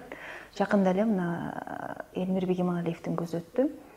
Ал көз өткөндөн кийин сиз менен, сиздин партияңыз менен чогуу шайлоого барат эле деген маалыматты айттыңыз. Элмирбек байкенин ырлары дагы мына көз өткөндөн кийин аманат деген китеби чыкты. Ушул көзүнүн терисинде бир дагы бир алакандай болсо да китеп чыгарылыптыр да. Ооба. Анан бул киши менен кандай сүйлөшүп калдыңыздар? Ал киши өзү ушу саясатка аралашууга болгон кызыгуусун билдирдиби же сиз сунуштадыңызбы? Чын эле ошондой болдубу? Ушул киши жөнүндө да айтып берсеңиз. Элмирбек менен ана келиңиз. Мына Элмирбек менен жазышкан эмелер. Мына Элмирбектин мага жазган эмелери, мына Элмирбектин жиберген видеолору. Мына паспорттарынан бери жиберип, жанагы эмнеге билет жазып койгончу дейт, партбилет. Паспорттун жиберип, мондай кылып тартып, паспорт керек. Бул бала керемет бир кыргыздын баталары бар экен, баталары. Кудайдын куттуу күнү, нечендери берки телефондорду калып кеткен, телефон өзгөргөндөн кийинки мына. Не деген 2019 жылдын канчасы деп жүрөт? 2019 23 ноябрь дейт. 2019 16 ноябрь, 22 ноябрь, 16 ноябрь, 15 ноябрь. Кудайдын куттуу күнү. Мына ошол жерде мындай деп атат. Таза ниет ойлор болсун. Ташыркатпас жолдор болсун. Курчалган тоолор коргон болсун. Эл жер деген чоңдор болсун. Эртеңибизди ойлоор болсун. Ар үйдө ак бата тартылып, ак тилектер болгон болсун. Максатыбыз бийик болсун деп аябай көп нерселерди жазып, аягында анан калпыстыкка бөгөт бололу деп айтып, Кутман таң деп мага ушу анын дагы менин дагы адатым эртең менен таңертең саат 5-те туруп алып басчубуз. Мен бир 12-15 чакырымга чейин жөө басам. Анан телефон чалам да айтам, кайда жүрөсүң? Монда жүрөм. Кел, биз тамак ичели, чай ичели. Деп анан жакшы жерлерде отуруп алып, мен көпчүлүк учурларда байкап калам. Ошо табитте жакшы көргөн тамактарды мен билип, ошолорду алсам айтып калчу да. Сиз менен отурсам эле ошол тамак өтө берет, өзүм уялып калам, көп жеп атам деп. Башка жерде жей албайм агай депчи. Анан бир мына карасаңыз да айта ача койгондо эле чыгып атат. Дили таза, эр жүрөк, билимдүү, эрки бекем, намыстуу, күчтүү өзүңүздөй адамдар болгон болсо, аларга улуу жараткан ар бир убакыттын ирмемдерин сайын тирек болсун. Күндөн күнгө Кудай алдында, эл алдында урматыңыз артсын деп, агай дейт, жаркын максаттарыңыз орундалышы менен деп. Мага ушу тилектерин аябай жазчу да. Анан мен айтып атам, жараткан Аллахым тилектериңди кабыл кылсын, максаттарыбызга жеткирип, эки дүйнө рахатын берсин деп. Ага жооп. Бул баягы бир баланын ыйлаганын жазыптыр дагы, экөөбүз ушуну көрүп алып, кийин жолугуп. Көздөн жаш алат элек да. Анан мунун караңыз.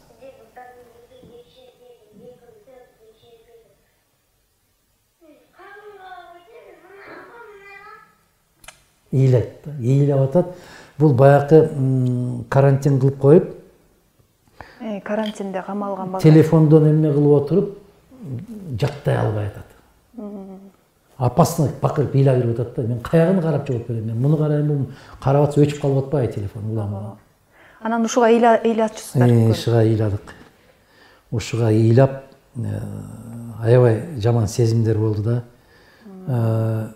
Балдарга кыйын эле болуптур деп отуруп алып, мен ооба деп анан кийин жолугуп тамак ичип атып дагы ушуну коюп алып. Азыр айтып атсам менде деле мына.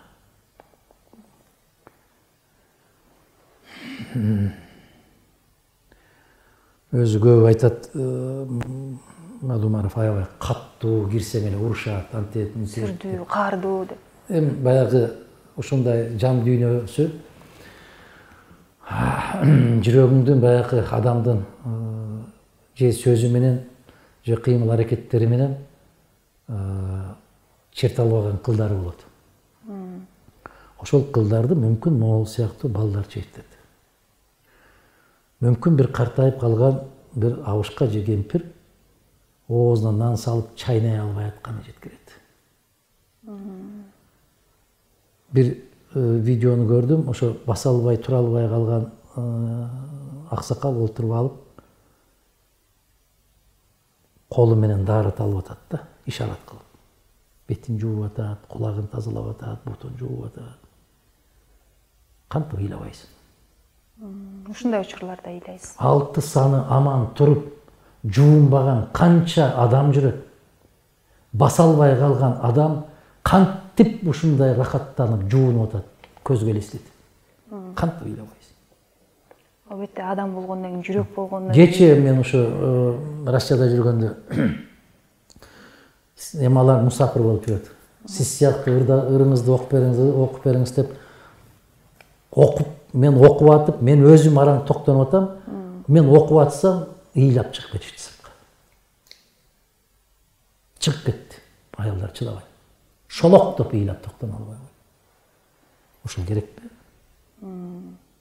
Анан айттым, окуп бериңиз деп аябай суранасың, окуп алсам баягы ыйлайсың отуруп деп. Не керек? Бул дүйнө баягы Мукагали Макатаев деген бар. Казактын залкары. Керемет акыны болгон, Фариза Оңгарсынова деген акын кызы болгон. 4-5 жыл болду, каза болуп калды.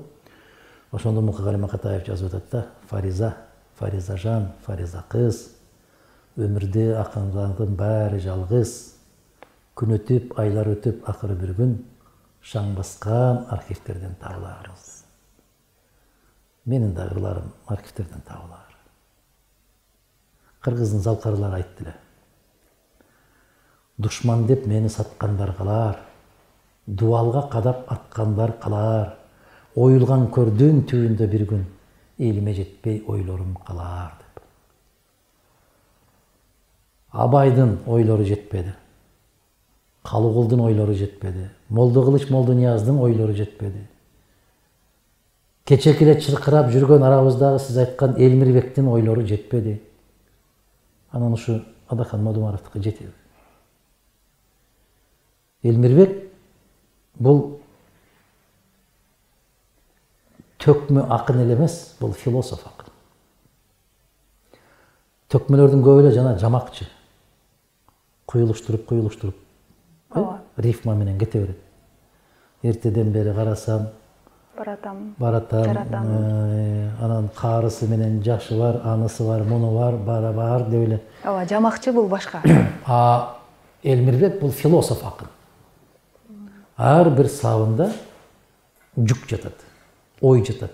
Анын жандырмагы өтө терең, бай.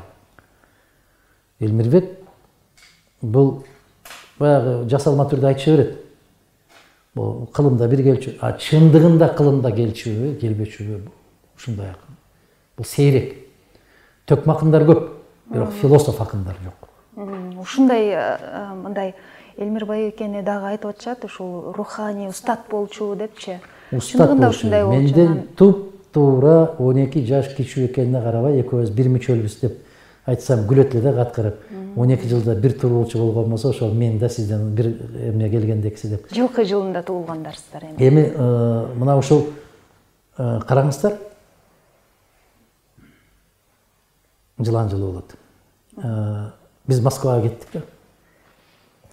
Москвага кеттик, самолетто баратабыз. Анан таңертең учат да 5-те. Карасам уйкусурап, эмне болуп, түндө уктабай эмне болдуңбу? Мындай сүйлөшүп кетебизби деп Москвага жеткенче, кайра Москвадан самолет менен келгенче, ушул жылы февралда болчу. Январда болчу ушул.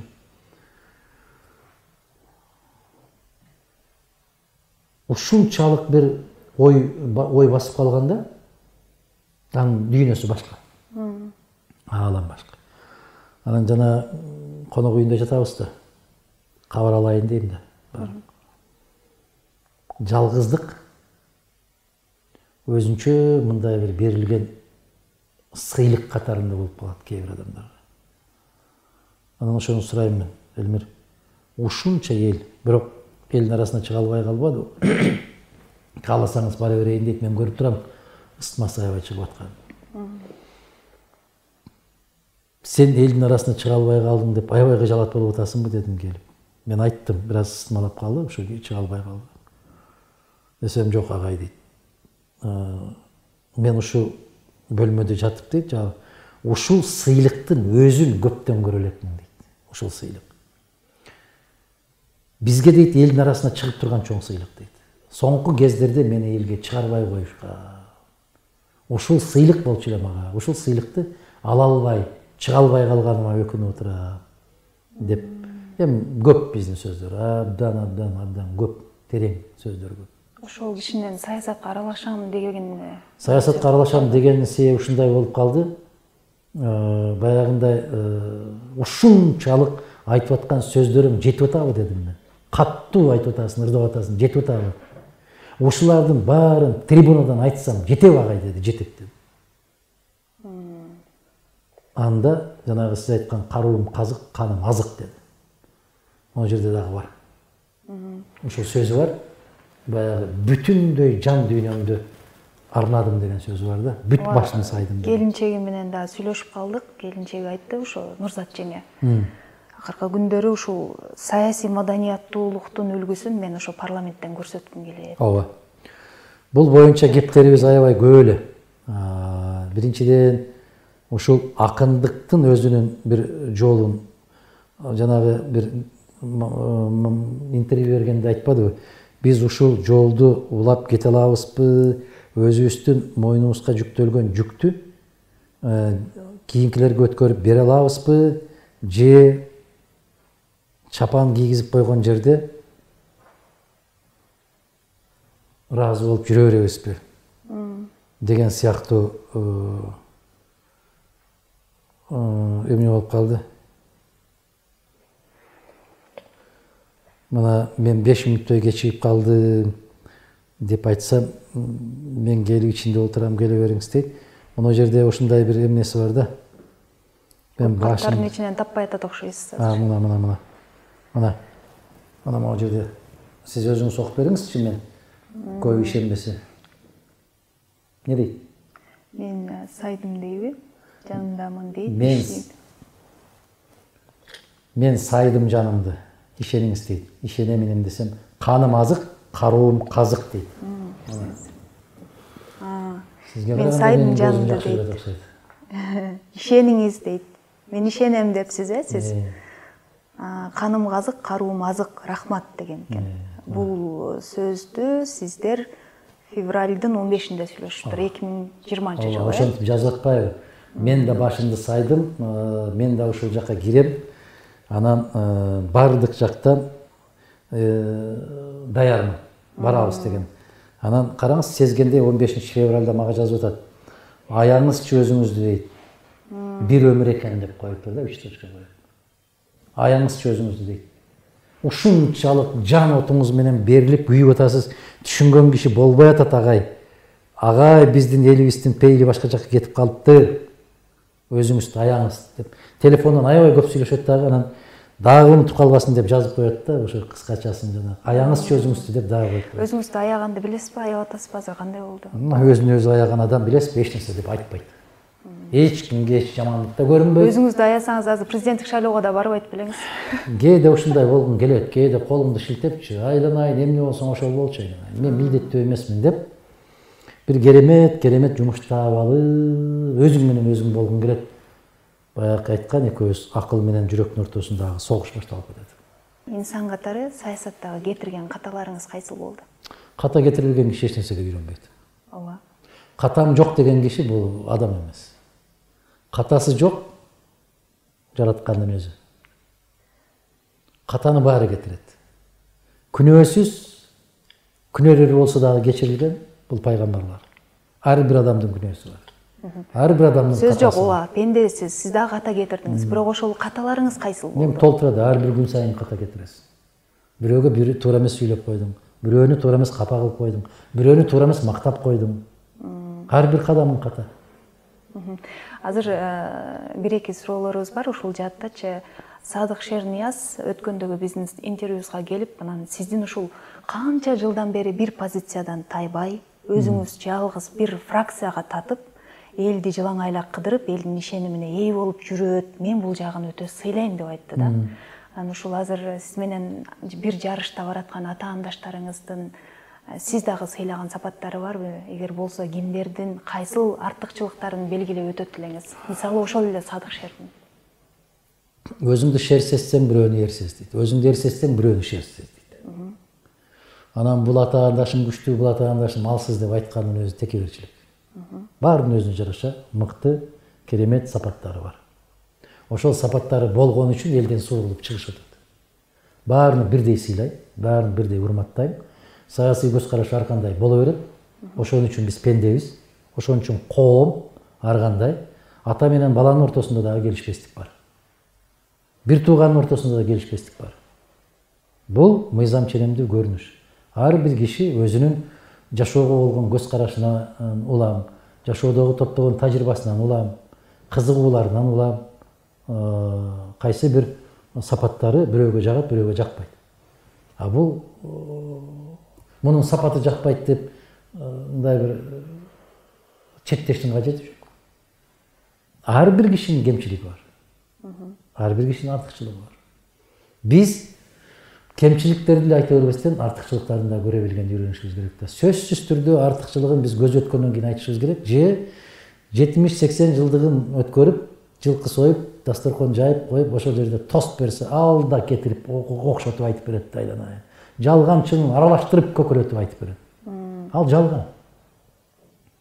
Андан көрө же көз өтүш керек да ал кишини жакшы деп айтыш үчүн. Андан көрө көз жылтырап турганда айт, не деп ойлойсуң, кандай пикириң бар? Жакшы жагын айткандан уялба. А терс жактары болгон болсо, аны да айткандан коркпо. Ушундай эле.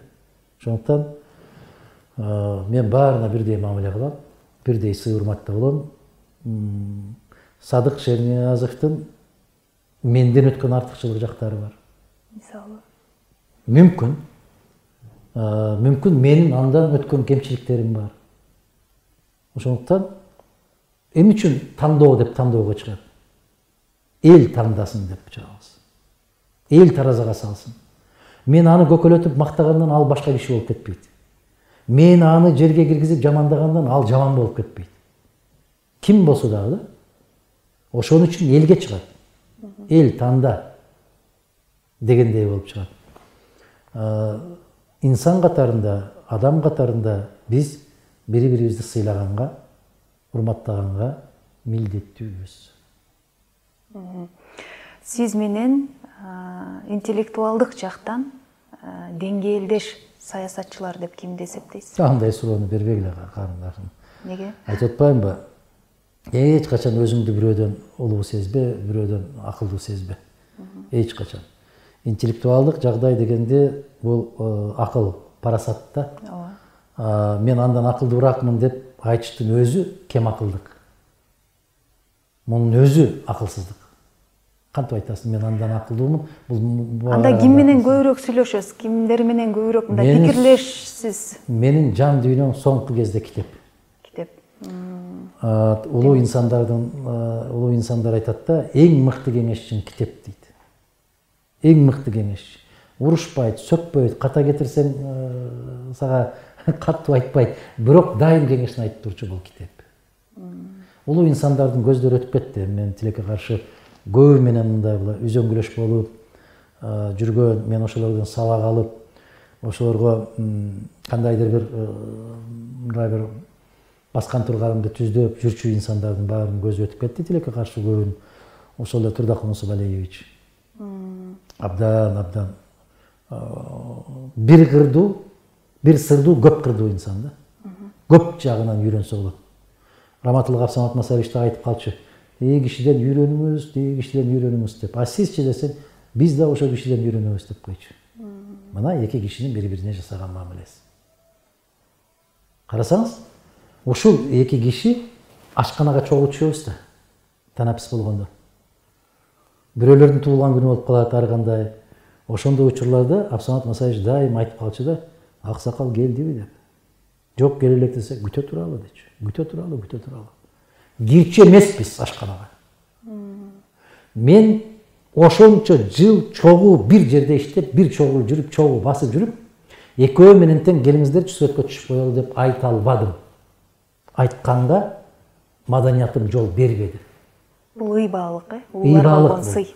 Ошол улууларга болгон сый урмат. Экөөүнө тең келиңиздер сүрөткө түшүп коелу деп айта албадым. 10 жыл жүрүп айта алган жокмун. Бул кишилерди сизди саясаттагы устаттарыңыз десек болобу? Сөзсүз түрдө. Азыркылар болсо көчөдөн баратсаң эле желкени чак кармайт дагы тартат өзүнө. Селфи кылып коелучу деп. Бул эмне? Мына ошол байкасаңыз, мен ушул кишилер менен канчалык кесиптеш болуп, канчалык өзөңгүлөш болгон менен сүрөткө түшүп коелу деген сөздү айта албадым. Мына бул эки кишиге болгон менин сый урматым кандай болгон. Ошондуктан жанагы ким менен кеңешесиз дегенде менин кеңешчү инсандарымдын баары өтүп кетти. Атам өттү, атам менин атам эмес, атам менин кеңешчим дагы, устатым дагы, досум дагы, атам, апам өтүп кетти, менин сырдашым. Канчалык үшүп же канчалык башың ооруп барган болсо дагы, апаңдын тизесине башыңды коер замат баары кетчү. Азыр жок. Апаң колун башыңа койсо, бүтүндөй денең жылычу. Азыр 4 төшөктү жаап койсо дагы сыбайт андай. Баары кетти. Ошол кишилер жөнүндө дагы айтып берсеңиз, сизге мындай ушундай саясий багытка сизди ошол кишилер үндөп кеттиби? Сиздин саясатчы болушуңузду каалады беле? Же кандай? Кимдер? Ата-энеңиз. Ата-энем мени каалаган жок. Ата-энем мага биринчи кезекте эркиндик берди. Ким болсоң ошол бол, кишини уят кылба, адам бол, болду. Мен бул кесип тандайм, ал кесип тандайм деп алар менен кеңешкен да жок. Демек эркиндик берген. 100% эркиндик. Сиздин бала тарбиялоодо куралдарыңыз кандай? Дал ушундай. Ошону эле колдонуп. Мен түк кийлигишпейм. Билесизби, баланы эң мыкты тарбиялоонун өзү аралашпай коюу. Мен атамдын керемет сөзү бар ушу. Дайым ушул сөзүн колдонот. Адамдын жүрөгү эркин болуу керек деген. Жүрөк эркин болбосо адам бактысын сезбейт. Ошон үчүн балам, ким болсоң ошол бол, кайдан окусаң ошондон оку, кандай жашасаң ошондой жаша. Сиз өзүңүздү көп ичинде жалгыз калган адам сезбейсизби азыр? Мен сезем эмес, мен ошондоймун. Ошондойсуз. Мен сезбейм аны, билем. Кече эле бирөөлөр келип сүйлөшүп чыгып айтыптыр да, агайдын жүрөгү ушунчалык безеленип калыптыр, эч кимге ишенбей калыптыр деп. Себеп аябай катуу сүйлөшүп атканда айттым эле да, жигиттер ишенбейм деп. Кимге ишенесиз дейт, эч кимге ишенбейм. Ушундай. Эмнеге мындай болуп калды? Эмне себептен мындай ишенич жоголду? Жүрөктөрдүн баары тилинип бүткөн да. Көңүл калуу. Көңүл калган. Бардык. Мактоодон да калган, жектөөдөн да калган, баарынан калган. Калып бүткөн. Бүтүндөй бүткөн. Ошондуктан бирөө мени 7 күн мактап кубанта албайт, бирөө мени 7 күн жамандап кайгырта албайт. Жаман. Жалган баары жалган. Ошондой. Жакшы. Философ деңгээлине барып каласың ошондой. Өзүңүз бактылуу сезесизби? Бакыт деген эмне өзү бакыт деген? Ар кимге ар кандай? Мен ишенсеңиз 9-класста окуп жүргөндөгү жазган дептеримдин аркасында керемет сөзүм бар. Бакыт деген сенин жасаган ишиңе ата энеңдин жана элиңдин кубанып карап туруусу деп. Эгер эл сага ыраазы болгон болсо ошол бакыт. Сиз мындай ыраазычылыкты ала алдыңызбы? Көп жерден угам. Көп сөздөрдү угам. Айтор мени ким эмне десе, кандай деп жамандаса жамандасын. Мага бир дооматты кое албайт, элдин акысын жеп алды деген доомат кое албайт. Бул керемет. Мени ким кандай деп мактаса мактасын. Бирок ал мени көкөлөтүп жибере албайт, себеп жалгыз мактоо жаратканга гана жарашат. Жараткандан башка пендени мактоонун өзү бул пенделик. Бул пендечилик. Ормонхандын айтканы бар экен да, каардуу болуп катуу жазаласам каргабагыла, ал менин хандык вазипам. Боорукер болуп бирөөнүн башын сылай турган болсом, алкабагыла, ал да менин хандык вазипам. Жетекчинин өзгөчө касиеттери болуусу шарт. Мен атам раматылык айтат эле. Жетекчинин көзүндө каары, жүрөгүндө мээри болуусу керек деп. Көзүндөгү каарыңды жумушчуларга чач. Мээримди калкка чач дейт эле. Кызматкерлериңе каарыңды төгө бер, калкка мээримди бер дейчи. Бирок ошол эле учурда мынтип да айтышат го, баягы кебездей жумшак мүнөз менен темирдей тартип орноткон да адамдар болгон депчи. Мындай жагы кандай? Бул Махатма Ганди. Махатма Гандинин күч колдонбоо каршылык көрсөтүүсү дүйнөнү багындырды. Англичандар кандай деген, не деген замбиректер менен туруп, жалаң аяк келаткан инсанга баш ийип көрдү. Бул мүнөз. Канчалык жумшак болсоң, жумшактык менен, бирок адилеттүүлүк менен темирден да катуу тартипте орнотсоң болот. Тескерисинче, канчалык ызырынып столду каклабаң, урбаң, сени киши катары тоготпойт. Кур кыйкырык, ач кыйкырык. Ал кур кыйкырык, баягындай бир алабармандык. Ушул жагынан алып караңызды, мына Сталинди карасаңыз, бир жерде көрдүңүзбү, бакырганын же кыйкырганын? Жок, эч.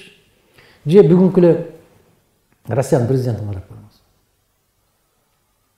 Уважаемые коллеги, будьте добры деп коет. Бүт. А кээ бир жетекчилерди карасаң, көзүңдү ач, андай кыл, мындай кыл. Киши катары көрбөйт. Негизи жетекчиликке жараткандан берилген бир касиет болуу керек. Адамдын жараткандан берилген бир белгилери болот жетекчиликке. А көрүнгөндү көтөрүп келип кое берсең, шорун кайнаганын кайнаган. Баягы биздин бабабыздын сөзүн мен бекер айткан жокмун да Жусуп Баласагын. Төрдөн орун тийген болсо наданга, улагада калганыңа арданба дейт. Экинчи сөзүн караңыз. Иттерге падыша болсо арыстан, иттерден падыша чыгат андан ашкан дейт. Арыстанга ит болсо падыша, арыстанда итке окшоп жүрүп калат дейт. Түшүндүңүзбү мааниси? Сиздин сурооңузга жооп. Менин жообум эмес, бул Жусуп Баласагындын жообу. Ушундай. Азыр мага Джек Лондондун Мартин Идени эмнегедир эсиме түшүп атат да. Азыр соңку 2 жылдан бери мода ошол Мартин Иден болуп атат. Жок, мен ал жердеги Мартин Иденин жалгыздыгын айтып атам да. Эч кимге ишенбей калган. Баарынан көңүл калган. Анан психологияда ушул чыгармадан кийин синдром Мартин Иден деген термин кирип. Ооба. А мындай нерсе көп. Бальзактын полковник шаблеси эмне? Мартин Иден эмеспи? Эмне үчүн шабле ошончолук азап тозоктун баарын көрүп, Египеттен баштап Африкага түшүп, эмне деген колчулукта жүрүп, кордуктун баарын көрүп, эмне деген азаптардын баарын көрүп келгенде үйүндө жубайын таппай калып, баарынан баш тартып кеткенден кийин ал Мартин Иден эмеспи? Айтор бул чыгармалардагы каармандардын баары ар бир доордун өзүнүн Мартин Идендери бар. Кыргызда жокпу Мартин Иден? Же полковник Шабле жокпу? Бальзактын чыгармаларын карасаңыз бүт эле баары Мартин Иденде. Кайсы чыгармасы бар? Керемет болуп, бактылуу болуп жашап кеткен. Ким бар? Чыңгыз Айтматовдун биринчи мугалими Мартин Иден эмеспи? Дүйшөн ким? Дүйшөн кимге ишенди? Кимге таянды? Акыр аягында эмне менен калды? Кандай дейсиз? Тиги тоолор кулаганда деген романдагы Арсен эмне? Ким? Арсен Самочин. Ким бул Арсен? Ким менен калды акырында? Илбирс менен калдыбы? Жаабарс. Илбирс, кыргызча ошонун аты Жаабарс. Ким менен калды? Ошол Жаабарстын өзү ким менен калды, айланайын. Эмнеге болсо макул болуп аткан, өзүнүн ушундай болуп чогуу өскөн өнөктөшү эмне кылды? Кимди тандап кетти? Айван болсо дагы, жаныбар болсо дагы, ошого чыдай алды ошонун жүрөгү? Чыдаган жок. Ошону дагы таштап кетти, макулбу? Ошол дагы жалгыз калды. Бүтүндөй асказоолордун арасында жалгыз калдыбы? Жаабарс. Акыры барып ким менен экөөнүн каны бирикти? Арсен экөөнүн каны бирдей бирикти. Бул эмнедин белгиси? Жалгыздыктын белгиси. Не деген аркарларды чогуу алып жүргөн өзүнүн жубайы менен, туурабы? Жаабарс. Эмне болду акырында? Ошол жубайы тиштеди. Эмнеге тиштеди?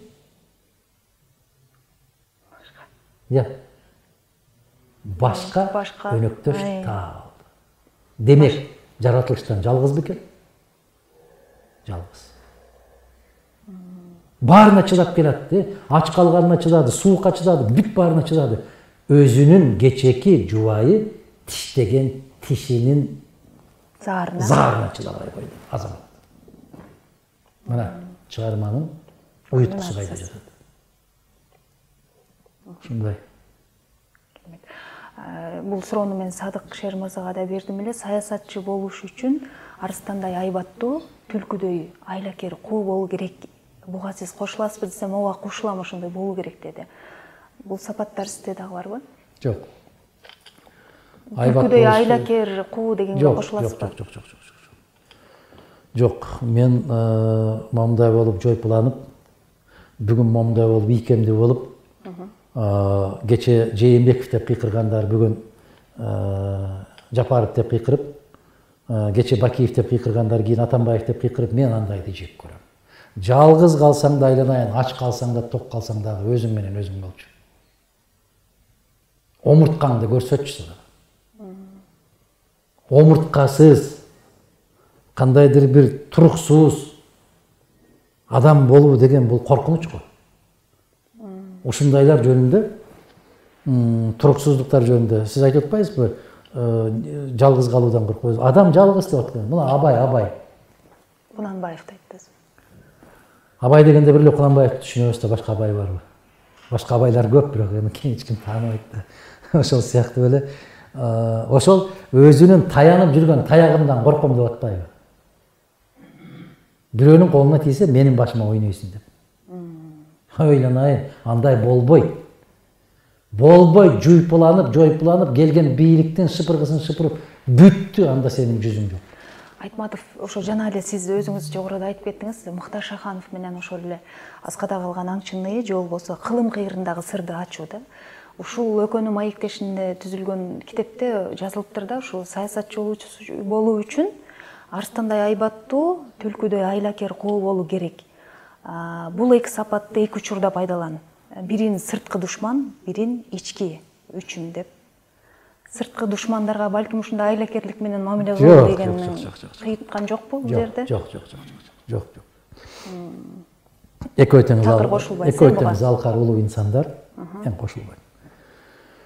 Ар бир адамдын өзүнүн ишеними бар. Юлий Цезарь о кудайлар дейт. Мени досторумдан сакта дейт. Душмандарым менен өзүм сүйлөшүп алам дейт. Сонун сөз экен. Досторумдан сакта, душмандарым менен өзүм сүйлөшүп алам. Момундай сөз. О боги, защитите меня от друзей. С врагами сам разберусь дейт. Да, айтышат го. Менин каршымда турган адам маанилүү эмес, менин жанымда турган адамдар маанилүү депчи. Каршымда турган адамдардан коркпойм, жанымдагылардан күчтүү болушун каалайм деген сыяктуу. Эң туура айттыңыз. Бул билесизби? Менин душмандарым маанилүү эмес дейт. Жанымдагылар маанилүү дейт. Ошол жанымдагы тургандарга сен 100% таяна алган болсоң, сен ар кандай душмандан кыйынсың. Эгер жанымдагы тургандар сиз айткандай болуп, түлкү болуп, момундай болуп турган болсо, жанымда ким турбаса дагы утуласың. Сиз азыр өзүңүздүн сөзүңүзгө өзүңүз каршы чыктыңыз. Жок, арстандай айбат, түлкүдөй куулуктун кажети жок. Адам болуу керек. Туруктуу болуу керек. Билесизби, мындай бир айбалта кармап турса дагы айтарымды айтып кетүүң керек. Эрк болуу керек. Эрк. Мына бүгүн мен таң калдым да. Аябай ушу өзү көп нерсеге таң калам. Күндө таң калам, мен таң калбайм деп коем дагы, чыгып таң кала берет.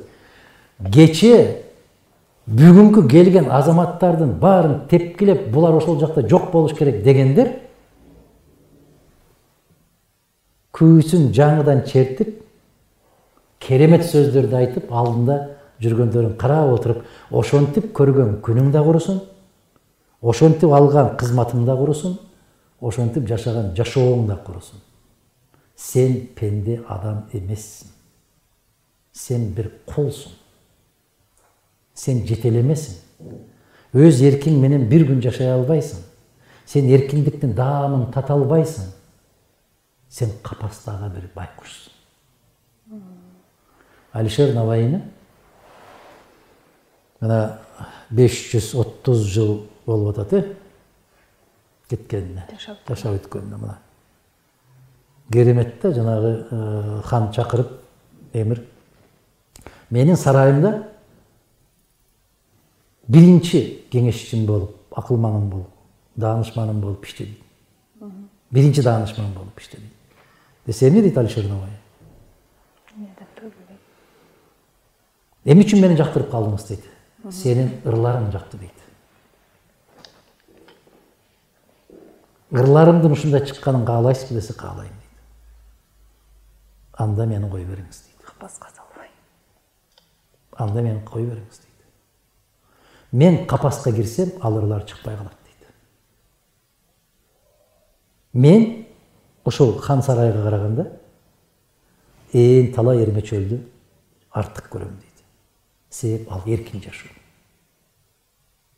А бүгүнкүлөрүм ким келсе ошол келсин, бүгүлүп барып, чөгөлөп барып кызмат кылайын, ушул оокатты жейин, ушул айлыкты алайын.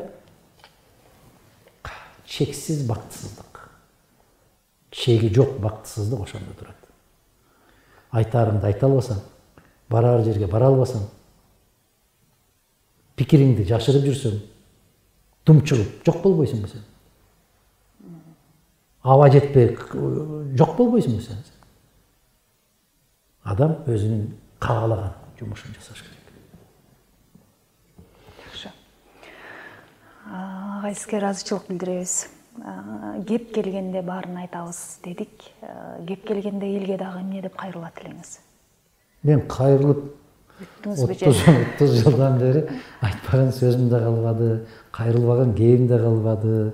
Анда жаштарга бир насаат айтыңызчы. Биз жаштар менен эмнеге көп карап жолугушам. түздөнөбүз? Эми мындан арычы. Жаштар менен аябай көп жолугушкан саясатчы болсом керек мен. 10-класстын балдары менен да, 11-класстын балдары менен да баары менен жолугушам. Айтып элатам. Жана телефонуңарды эле бассаңар, Модумаровдон көп жолугушуп өткөрбөгөн, пикирин айтпаган саясатчы жок болсо керек Кыргызстанда. Анан эми кайра айта берген менен эмне чыгат андан? Эгер Кайталагандан келме бузулбайт. Кайра кайталагандан келме бузулбаган менен кайра эмне болбосоң, жаштарга баардык эле учурда бир эле нерсени айтам.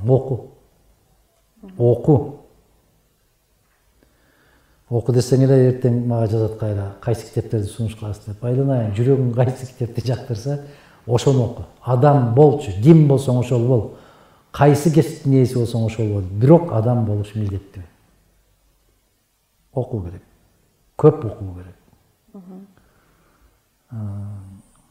Адамдын адам болуусунун сыры эмнеде турат? Адам өзүн жараткан эме үчүн жаратканын түшүнүү үчүн. Эгер ошону түшүнүп алса, монол дүйнөнүн баары бир тыйынга турбаган, туруксуз оома дүйнө экенин билесиң, түшүнөсүң, сезесиң. Стив Джобс өмүрүнүн аягында керемет сөздөрдү жазып кетти го. Эстей турган болсок, $30,000 алган саатың дагы ошол саатты көрсөтөт. $30 саат алсаң ошону көрсөтөт. Байлыктын аркасынан кууба, бийликтин аркасынан кууба. Изденгениң илим болсун да. Илимден өткөн байлык жок. Чыныгы эркиндикти илим гана берет. Илим билим берет. Башка эч нерсе сага эркиндик бере албайт. Канчалык билимдүү болсоң, ошончолук эркин болосуң. Канчалык билимсиз болсоң, ошончолук көз каранды болосуң. Ушул сыяктуу эле нерсе.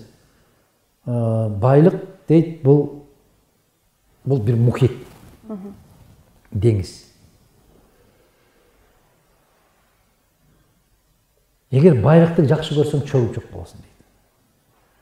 А чөкпөш үчүн эмне керек дейт? Мухитте эмне керек? Кеме. А кеме бул эмне? билим. Кеме бул илим, билим, сенин ыйманың. Эгер ыйманың бекем болсо, кемеге суу кирбейт. Эгер илим, билимиң жетишсиз болсо, ал тешик кеме болот. Ага акырындап суу кирип отуруп, акыры бир күн чөгүп жок болосуң. Ар бир Кыргызстанга келген жетекчи ушундай болуп келет. Кедей болуп келет дагы. Анан байлыкка чөгүп, элдин каргышына калып, куулуп жок болот. Сөзүбүздүн жыйынтыгын мекен тууралуу, мекендин, эл жердин баалуулугу тууралуу сиздин бир оюңуз менен бүтүргүбүз келет. Сиздин пикириңиз мененчи. Ошо Расул Гамзатовдун "Мен Дагестаным" деген чыгармасынан окугам.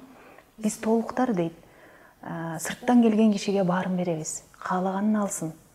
Бирок кетеринде бут кийиминдеги топуракты, ылайды күүп кетсин.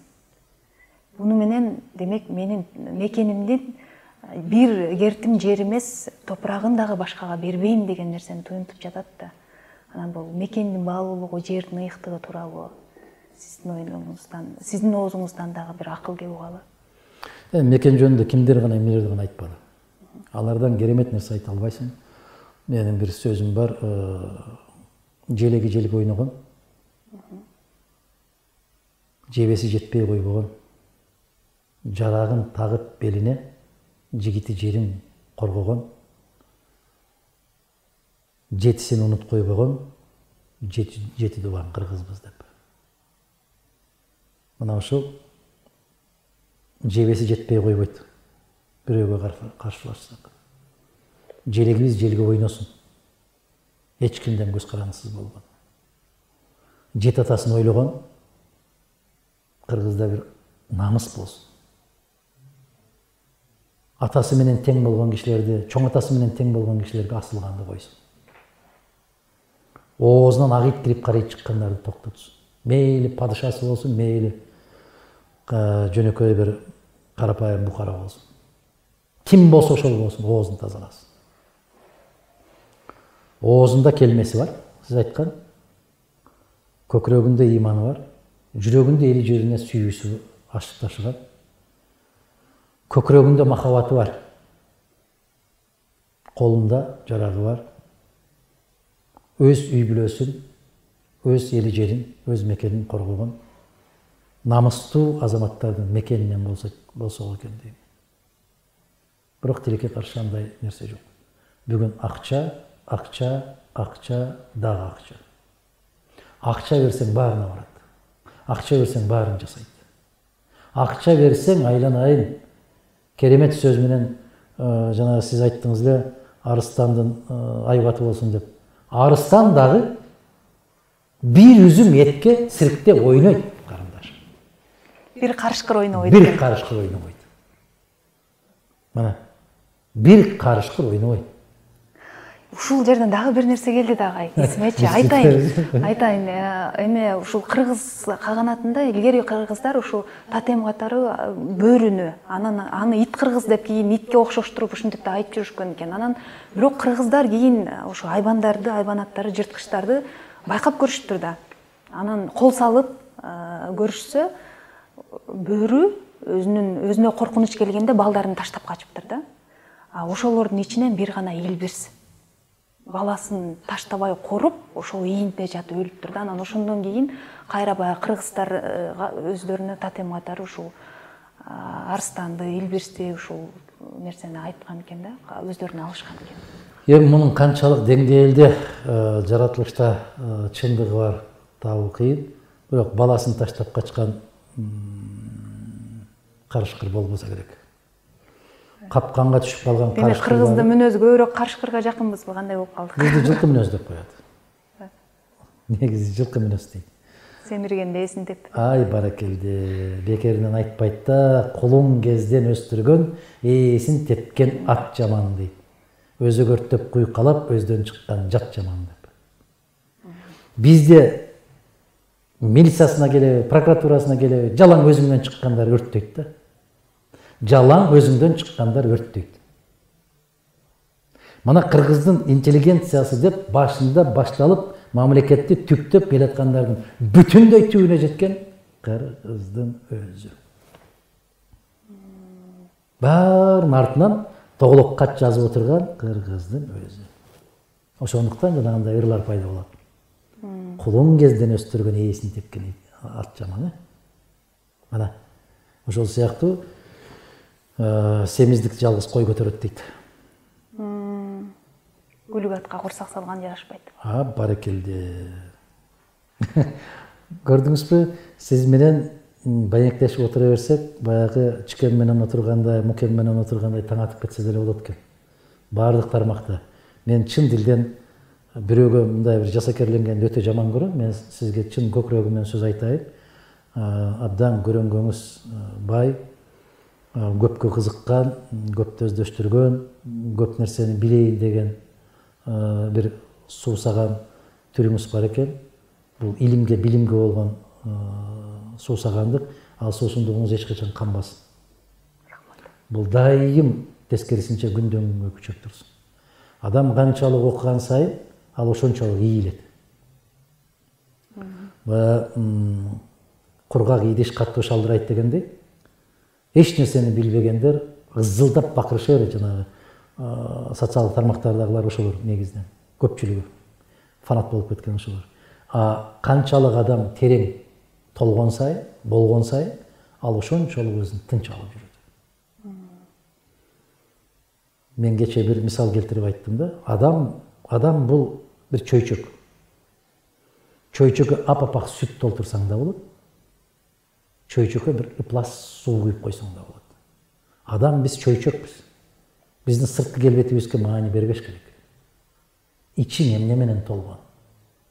İçimde emne var. İçimdeki emne менен чыгат? Тил менен чыгат. Bir danışmandan сурайт дейт шакирттери. Danışmanım адамдын акылын эмнеден билесиз депчи. Десе сүйлөгөн сөзүнөн дейт. Эч нерсе сүйлөбөй койсочу десе анчалык акылдуу киши жок дейт экен. Ооба. Азамат эң керемет сөз. Тил дейт.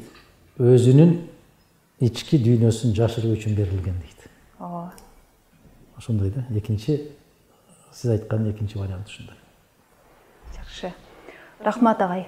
Абдан мындай бир бизге сабак болчу жакшы сөздөрдү айттыңыз. Чындыгында сиз менен сүйлөшүп отурсак 60 мүнөт аздык кылат. Bir күн да жетпейт. Анан эми дагы эфирибизге чакыралы деп сиз менен жолугуу үчүн коштошолу,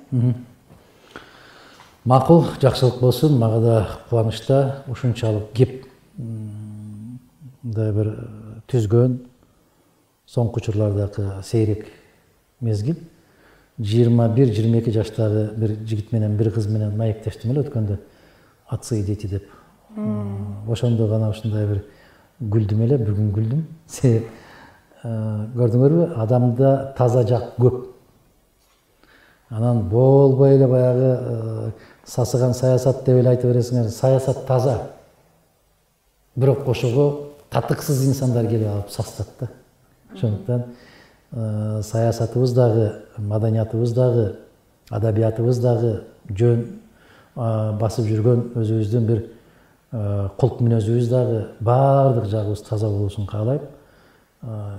Ишиңизге ийгилик. Дагы бир жолу айтам. Ошол суусап жүргөн суусундугуңуз эч качан канбасын. Илимге, билимге болгон умтулууңуз күчөй берсин. Ийгилик. Рахмат агай. Жакшы.